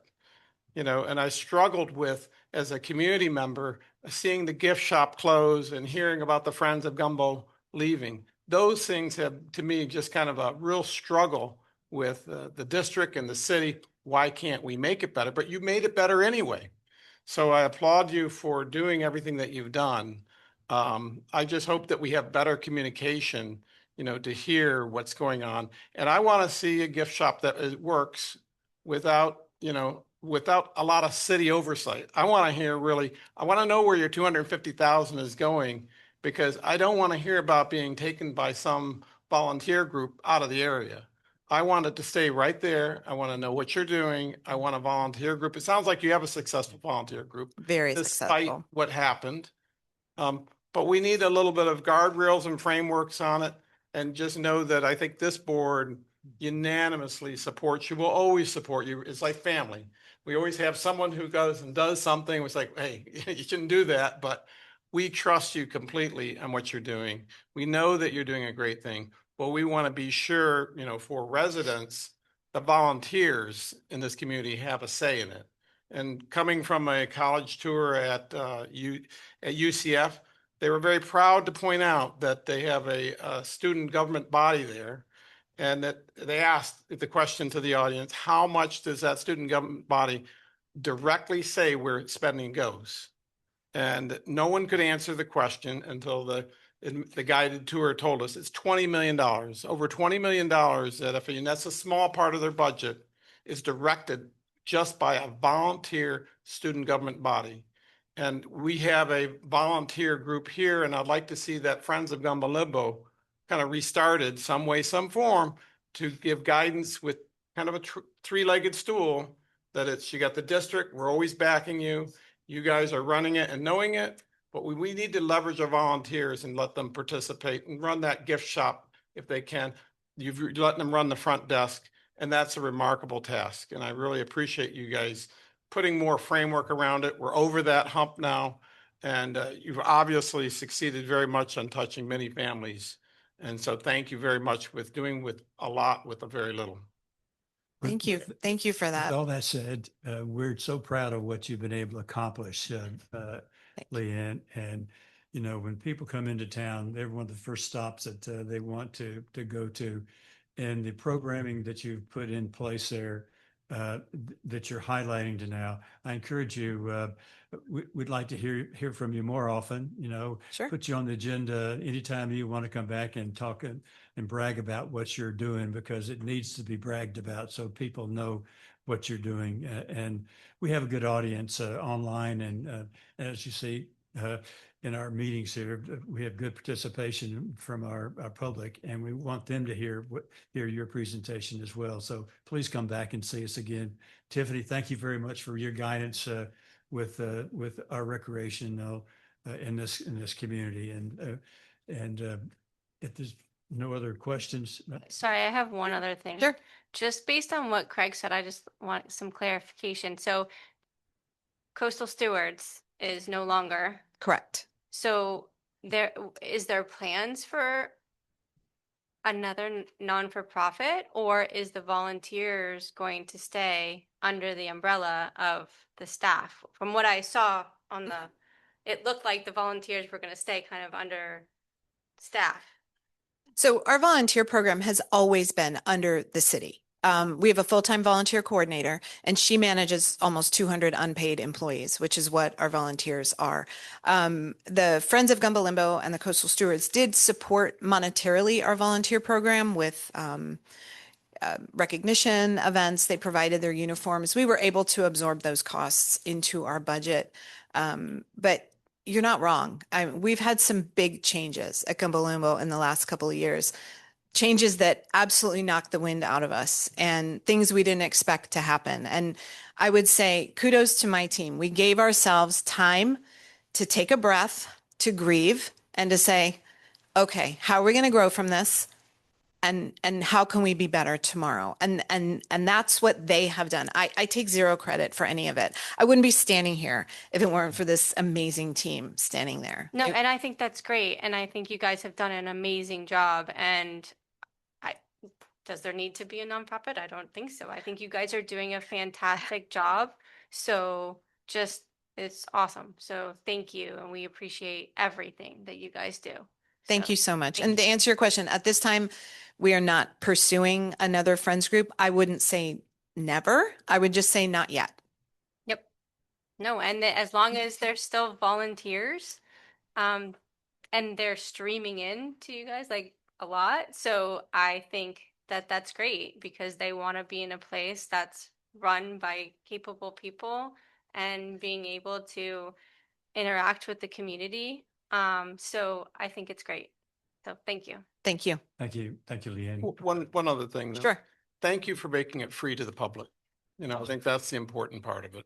People like it because it's free and it serves a lot. So thank you very much. Well, and that's part of our spiel to our visitors. Because most people, especially this time of year, they're visiting from up north. They come to the front desk with their wallets out and they say, how much for 4 tickets? And then we can say, we're supported by the taxpayers here in the city of Boca Raton. There's no charge for admission. However, we gratefully accept donations. All that money stays right here. And our visitors have been very generous. Thank you, Leanne, very much for your time and yours and Tiffany's and your staff. And we invite you to come back anytime. You're welcome to sit in and just listen or maybe become a part of our program. We'd be always interested in what you have to say over there. All So right. thank you very much. Thank you very much. Okay. Commissioners, the next item on the agenda is the Patchogue Park Pro Shop design discussion. Brianne, I guess you'd kick that off for us. Sure will. Commissioners, back on February 2nd, the board approved a proposal from WZA to work on a redesign of the pro shop over at Patch Reef Paddle and Racquet Club. We met with staff. I sat in on the meeting. We've reevaluated some of our CIP projects that we have on the slate and looked at our revenues streams and how we're allocating funds. And I think it's appropriate just to revisit this project and consider reducing it. I kind of outlined what I'm recommending tonight, and that is to just modify the previously approved scope with Walter Zachariah just to limit their budget not to exceed 2 million. Right now, we didn't have a limit on what they were designing, but I think there's a number of things that they could do. But it would not be something that we would want to plan for with we don't know what's happening with property taxes. We also have a commitment to lower our millage rate this year. So I think looking at that, this is a place where we can cut some funds and limit the scope of this project. So just made a couple of recommendations to amend that tonight and have a discussion about it. Greg? Sure. Look, so how much was spent of the 22,000? Did they give you an indication? Oh, I don't even think we've got the first invoice. We had the one meeting with them. So we haven't spent much of that right now. We still need the roof design, and that's kind of what I outlined in here. The roof work, you know, they're expecting that to cost about 500,000 for the roof. So we still need to go forward with that. So we were trying to look at just asking them to redo that scope, and then I would come back to you with that. So the concept, Brianne, would be similar to what you're doing at the Very community center. Yes. And the budget for the community center was, Well, you gave me a $1 million budget, but we got it under that. So so you think you're gonna be able to deliver it, bathrooms, everything delivered, which you have more direct control over it by managing that? we'd like to ask, what can we get all the things addressed? The most important needs are directing the people that come into the facility. The restrooms need to be updated and added to. We've added a lot more people to the facility. Right. We didn't change the stalls. So just looking at the priorities and addressing those, and if we can get that done with that budget. So, I mean, it's, what I look at is kind of two different processes. So the process you're going down with you feel comfortable with the community center, you have a fixed budget and you're asking people what they can do, what they can deliver. Well, the community center's under construction now, so I feel very Yeah, so confident with that. it's pretty solid, it's working and everything like that. Whereas it's a different process going down this one where we ask and we do a design for the 200,000. What we're talking about here tonight is we're going to give you a number as opposed to starting grassroots design. Mhm. We're going to say, here's a number, go back and see what you can get for working with that number and get started. And Now they know exactly what needs to be done because they've met with the staff and they understand the needs out there, what needs to be done versus what they want to have done. Right. So they can look at that and say, here's what we can do for that price. Okay. But my thought was just looking at that, it's a way to reduce the costs. So basically you'll get a roofer to start doing a roof. That's a separate bid That's a process. separate process. Yes. And then you're going to go out and start redesigning the inside of it. Yes. And so the inside of it could be, one of the goals would be to have a gift shop, and then you can kind of give that to someone, either the city or a third party can run that. And That's a separate conversation. But process. yes. Yes. basically having one center point on it. I'm very comfortable with you doing it like that. So the makes sense motion, to me. I was asking for two different motions. One was to modify the previously approved scope, and then the other one was to authorize staff to work with WZA to refine that renovation program. So there's two motions that I was suggesting. So I move to modify the approved scope of work with WZA and a cost not to exceed $2 million. Second. Been moved and seconded. Discussion? Just clarification, what gift shop? It's a pro shop where they sell the. Oh, but I mean, there's not much that they're selling, I don't think, right? I mean, it's more of like Balls where to restringing, put yeah. the check-in, and then the kids area too is an important aspect of it. The correct? kids area, those were all things identified, yes. And I think there is a need for something else besides broken vending machines that never work. So that could be something that would be added to the gift area if they could sell, drinks and snacks there. The vending machines are routinely not functioning. Okay. Is it 2 million for the whole thing with the roof, or is it 1.5? The roof I wasn't touching, that was a separate thing. I was asking for 2 million for this. Do you think you can get the interior done for 1.5 and the roof for 5? I'll work with whatever you want to do. Just as a starting point, if it comes in high, if you think it's coming in high. If they you can come back and adjust it. say that we cannot do all this for 1.5, I'll come back and tell you that. I mean, that's fine. Okay. So I'd modify it to include both. Modify the motion not to exceed. if- Well, the roof, I wasn't touching anything because we have to redesign the roof. So I wasn't asking to change anything on that. I was just asking for this. So if you want to change it not to exceed 1.5 million in your motion. I just want to state though that like we need the things that they need. Yes. So 2 million is the cap. If they can do it for less, sure. But like Well, if we they say one, still need to have priorities that they've outlined. So we need to make sure that the priorities are addressed in think what that's we're what- doing. I think that's what Brienne's going to do. It's just going in there. It's about identifying what she wants to do. And if it comes in more, she'll come back to that. But it's a starting point of a number. Yeah. I'm fine with 1.5. If it's the sense of the board to amend this, then I'll amend it to 1.5. If, Brianne, are you comfortable with that number? Yes, if they come back and say there's no way we can do what you need to get done for that, then I would come back and explain Okay. that in a meeting. I'm going to amend my motion to not to exceed $1.5 million. You need a second on that? Second. Need a second? The friendly Second. amendment to amend Yeah. to 1.5 million, Mr. Chair. All right, so been seconded by Susie, Yes. for any amendment. Any further discussion? Hearing none, Joanne, would you please call the roll? Sure. Commissioner Ernst, Yes. Commissioner Engel, Yes. Commissioner Rollins. Yes. Commissioner Vogelsang. Yes. Commissioner Wright. Yes. Motion passes. And I actually don't think the second motion, I think I've got the direction to work with them on this project, so I don't think I need a second motion for that. Okay. I'm good.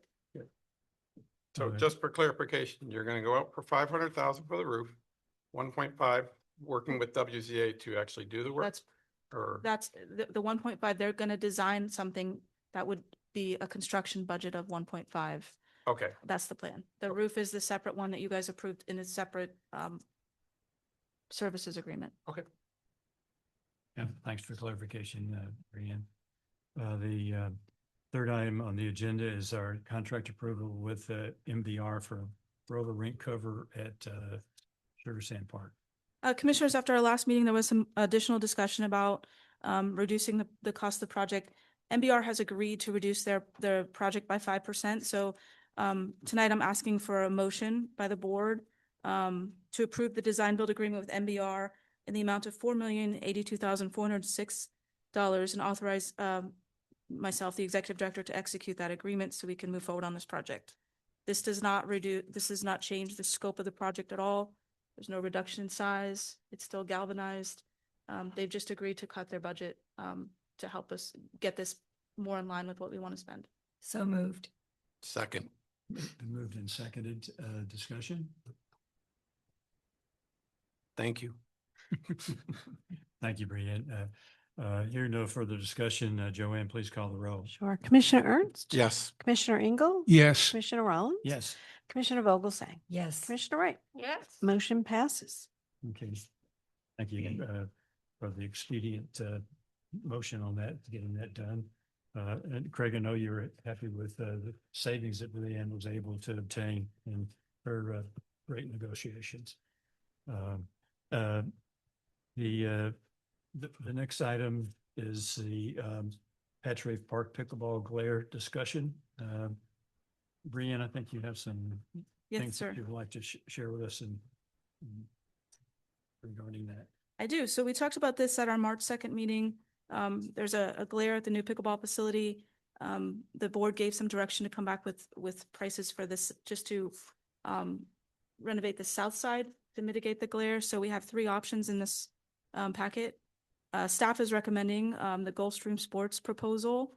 Their original proposal did not include the 1 million, it's way too much money. $1,600 for the reinforced webbing, and then a lift would be another up to $2,200.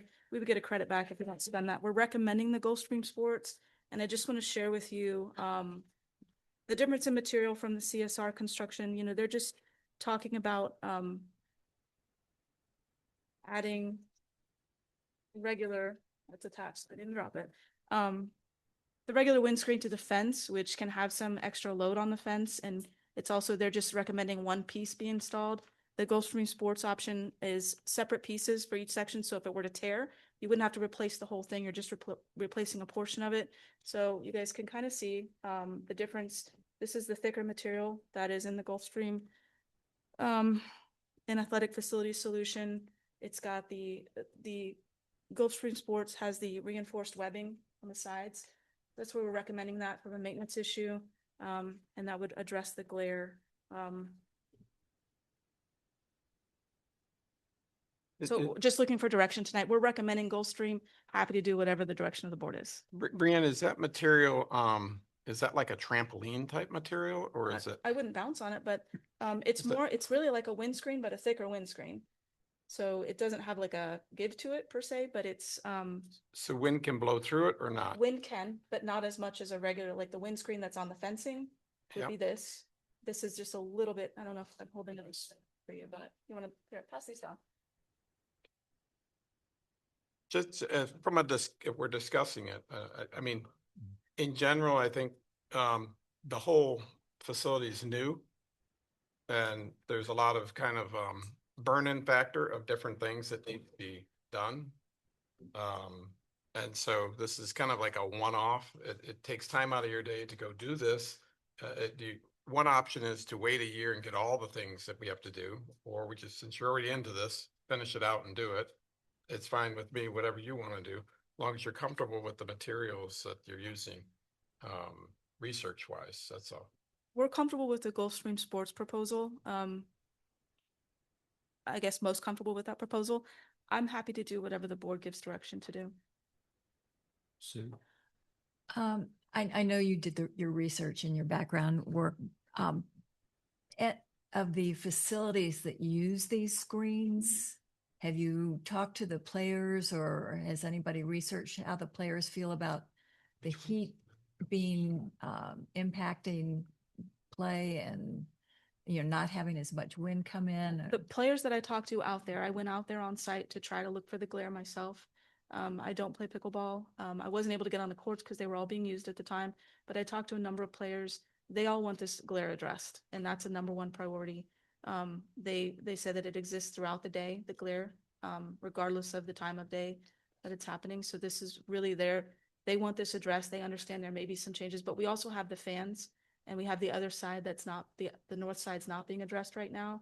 So that would be one thing to wait on the north side and see how the south side works and how it changes the temperature. But because these are also individual panels, instead of one long screen, you'll have some movement of wind through those panels as well. Well, what I was wondering is if there's another facility that's used these and they've had experience with these. Well, it was mentioned earlier, the fort definitely uses this. They do have some heat issues there, but they've also surrounded it more on all sides. Okay. This would not be that. Are those the only colors available? Because they seem to be all dark colors, which bring. These are the color options. We were going to try to match what the windscreen on the fence is black, so we were just going to match that. It is under the cover, so I don't know if it's. We could certainly see about white. Brianne, I can share, I have if you want, I can give you a different type of material that is being used for a sock solution. Mhm. And it's permeable, very similar to it. It's more of a sandy brown color, kind of mixed layer. It looks like it would do the same thing, but it's designed to last like 30 years, and it's for a solution that is for embanking. I'm happy to give you that and take a look at it, but it's kind of I'm not an expert on this at all. I am also not an expert on And this, so, so I'm but- learning. but the material, it's the same kind of concept. It's on a grommets. It's got, it's a little bit different, but you gotta have an engineer look at it and say, can you install this stuff and hook it? And will it last and how will it work? Right. But it seemed to me a little bit more airy of a material. And it was specifically designed so the grass can grow on it as opposed to more of a shiny trampoline material that the grass doesn't grow. If you want us to look at that, we can look, I'll do whatever the board wants to do to address it. What's the pleasure of the board? Do you want to defer this until we can examine the other, or do you? I mean, what is it? What is it? What's the material? Is it for It's a- glare? No, it's Or- not for glare. It's a similar type of material, but it's more of a sandy brown type of material. It's more porous in nature, so air will flow, feels like it would go through it. Right, but it's the sunlight. go Yeah, through it's it. sunlight. Yep, it's I think gonna, that's what we want to stop, though. yeah, Right? I think it will stop it. It's like any kind of material, but I'm not an engineer. I'm just saying that it's an option unless you're really comfortable with that when you've done the research. I'm fine with it too. I'll make a motion to go with the Gulfstream Sports for the south side and give it a try. I mean, you stated that even if we need to do the north side, it wouldn't be extra cost. We can just have them come back. They would come back and do it. Right, You would do have the to north rent, side. yeah. It would be the Um, 15.7 again. And then that way we can get some feedback. Well, yeah, it does depend. I mean, if it's another year and the materials are a lot more expensive, we would have to look at that, but Right, but, okay, so, I'm worried about the heat of having it being closed on the two sides, north and south side. And this way we can get feedback, because looking south is by far the worst Mhm. in it's terms the of most the open glare. because there's not enough.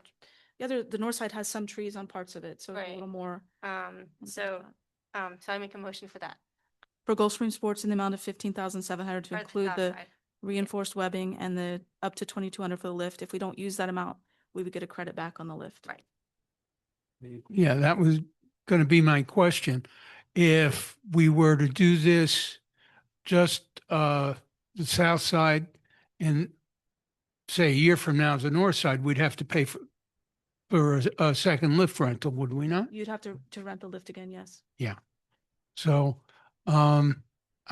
if we're gonna do this, I would much prefer that, we do it all in one fell swoop. I understand where Aaron is coming from. We get feedback, we get an idea, and we may not have to deal with heat issues, but I feel like no matter where you put it, there's still going to be glare. And if glare is, and like you, I'm not a pickleball player. So I don't have firsthand experience with it. But if there's going to be glare from the south at one point in the year, there's probably going to be glare from the north at another point in the year due to the change of seasons and the position of the sun relative to the change in the seasons. Yeah, Commissioners, we have a motion, but no second at this point. I'll give it a second. Only reason I say, let's give it a shot. Let's try it. I understand where you're coming from, but since we don't know, it's only 15,000, so let's go for it. I'm more concerned about the lift, that it's gonna damage anything, because those things are heavy. So I say, go for it. Let's try out, make it work. Motion been made and seconded. Any further discussion? Hearing none. Joanne, please call the roll. Sure. Commissioner Ernst, Yes. Commissioner Engel, Yes. Commissioner Rollins. Yes. Commissioner Vogelsang. Yes. Commissioner Wright. Yes. Motion passes. All right, Mr. Treasurer, approval of payroll and invoices. Sure. Welcome back, Craig. I just noticed the M on there that. There's a special game tonight, that's all. Well, I mean, I'm hoping to get out of here, but. Mr. Chair, I'd like to make a motion for approval of payroll and invoices in the amount of $414,454.81. Second. Been moved and seconded. Any discussion, questions for the treasurer? Hearing none. Joanne, please call the roll. Commissioner Ernst, Yes. Commissioner Engel, Yes. Commissioner Rollins. Yes. Commissioner Vogelsang. Yes. Commissioner Wright. Yes. Motion passes.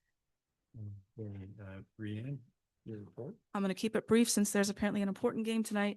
All of our projects are moving forward on track. The roofing at Sugar Stand Park is about complete. The reconstruction of the tennis courts and pickleball courts is moving forward at Patrice for the courts that are not covered. Our next meeting, we're going to talk about the North Park bid. So I did send out a link to the specifications to all the commissioners. If you want to take a look at those 700 pages of bid specs prior to our next meeting, because we will be talking about it.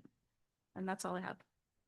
Thank you, Mr. Gordon. Thank you, Mr. Chair. Just really quickly, as of 7:14 this evening, we received information from a group called Lobby Tools.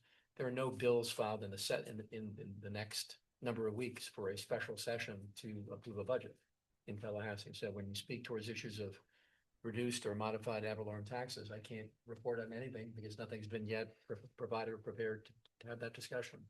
We do know that by the Constitution of Florida, the legislature has one major function, which is to adopt an annual budget. They had until June 30th to do that. We assume that the governor will call a special session to conduct that discussion, but it's not yet been called. As of today, that's not yet occurred. We're told through various lobbying sources that there may be some limited ad valorem tax relief bills filed, one of which may relate to homestead exemption, but not some of the more draconian bills that were discussed by the House during the session this year. That being said, I have nothing else to report to the board. Thank you for your observations of what could be difficult, because at this point, we can't predict what they're going to do in Tallahassee. It's still an unknown quantity and an unknown quality of dollars. So we will keep you posted. Thank you, Mr. Gordon. Aaron? I have nothing except for thank you to everybody who came out for the Boys and Girls Club. I think it's a really important project that we can possibly do for the city. So I hope we continue to have our staff work on it.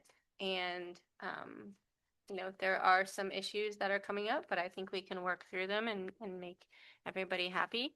So I think that's it. Thanks, Aaron. Ms. Vogelstein? I'm good. Okay, Greg? I'll try to be brief.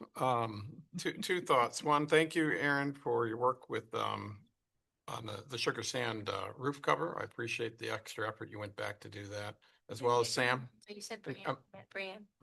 You thanked Aaron for my hard work. Oh, my friend. Aaron's like family. She hates me anyway, so I can't help her. But I want to go back to a couple things. One is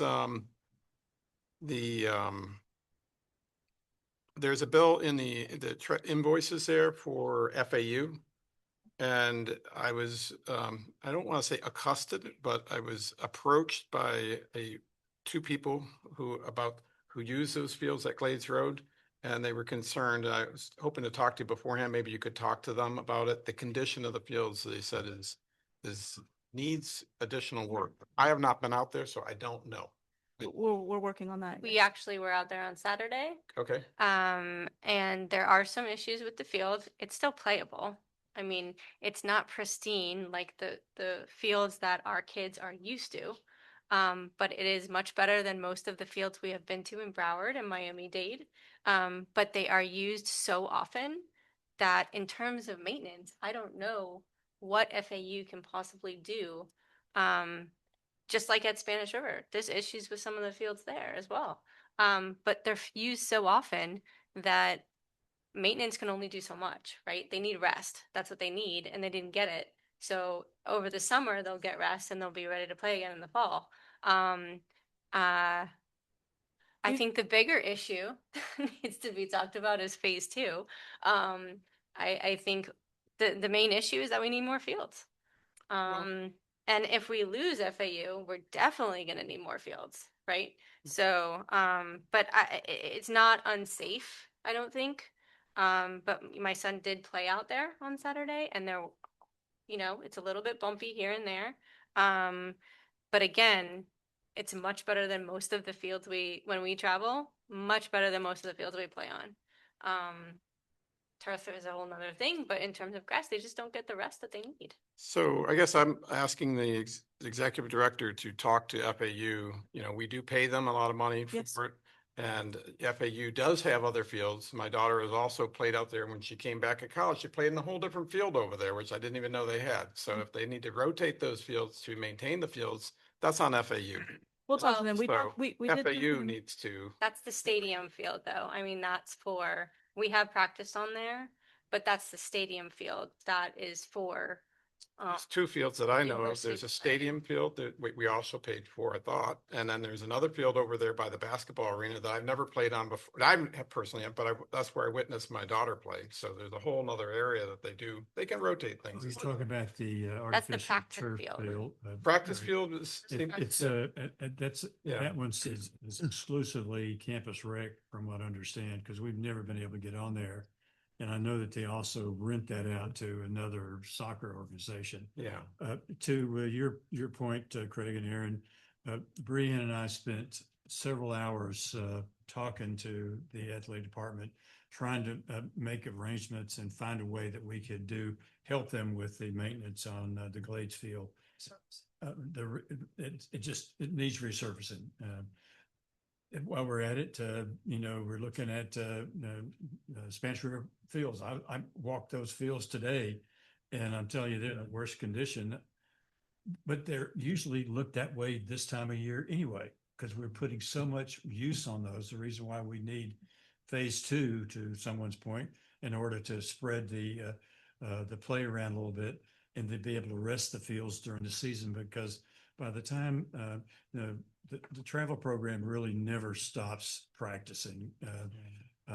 It slows down a little bit with some of the younger teams, but we need to talk to the city, and I've expressed this to Brianne about what their maintenance schedule is, because I'm not comfortable that they're giving it the attention that we need. And if Greg is listening to that, Greg, I apologize but I hope you're not being blindsided. But if you go out there, if you take a look at the fields, it's not what we're accustomed to in Boca, even though it's a step ahead of Margate, Parkland, and these other facilities, I guarantee you.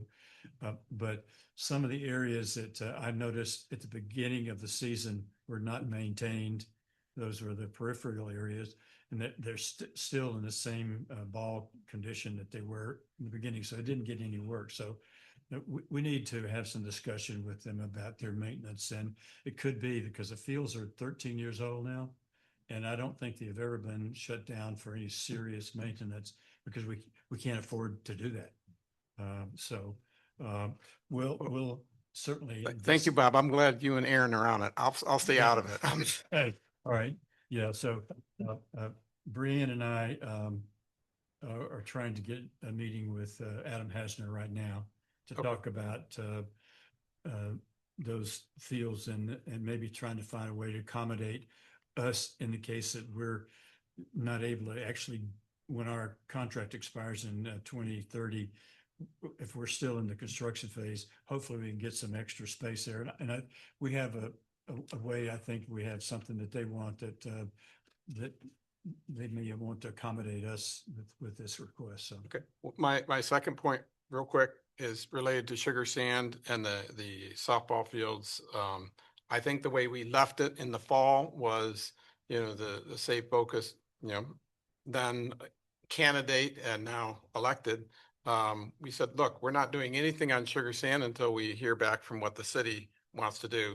So they're just getting settled after, I suppose, they get through the strategic planning and different things like that. We'll hear back from them, but maybe Brianne just say we're on a hold flight pattern until they tell us really what they want to do, and we'll work together. Yeah, we were not any part of the build. It was the city we just gave them the okay to do it on that property, or Right. to start that initial investigation on the property. They've tabled all of that work. They'll revisit it with the current council. And depending on how that council goes, they'll look at where they can accommodate softball, if they want to accommodate softball. We're here to work with them. That's the point. Yes.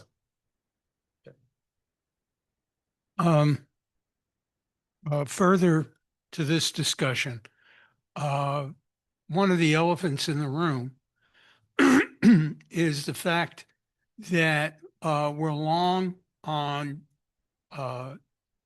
children and adults that need fields, whether it's soccer or softball or baseball. And what we're looking at, unless FAU finds it in their hearts to extend the contract, we're going to have a shortage of fields, and those fields have to go somewhere. So I'm going to put that out there. We have Spanish River too. That is still not yet anything done with. So whatever we don't build in one place, we're going to have to build somewhere else. We can, And I'm just going to leave it at that. But another thing I want some clarification on from council. As far as the new city ordinance based on the referendum for calling for an election on any transfer of city property of a half acre or more. Does this affect us at all? And if so, how? May I respond, Mr. Chair? Property owned by the district is owned by the district, not by the city. It does not apply to the district in the context of its relationship in that regard. So the answer is no. Okay, thank you.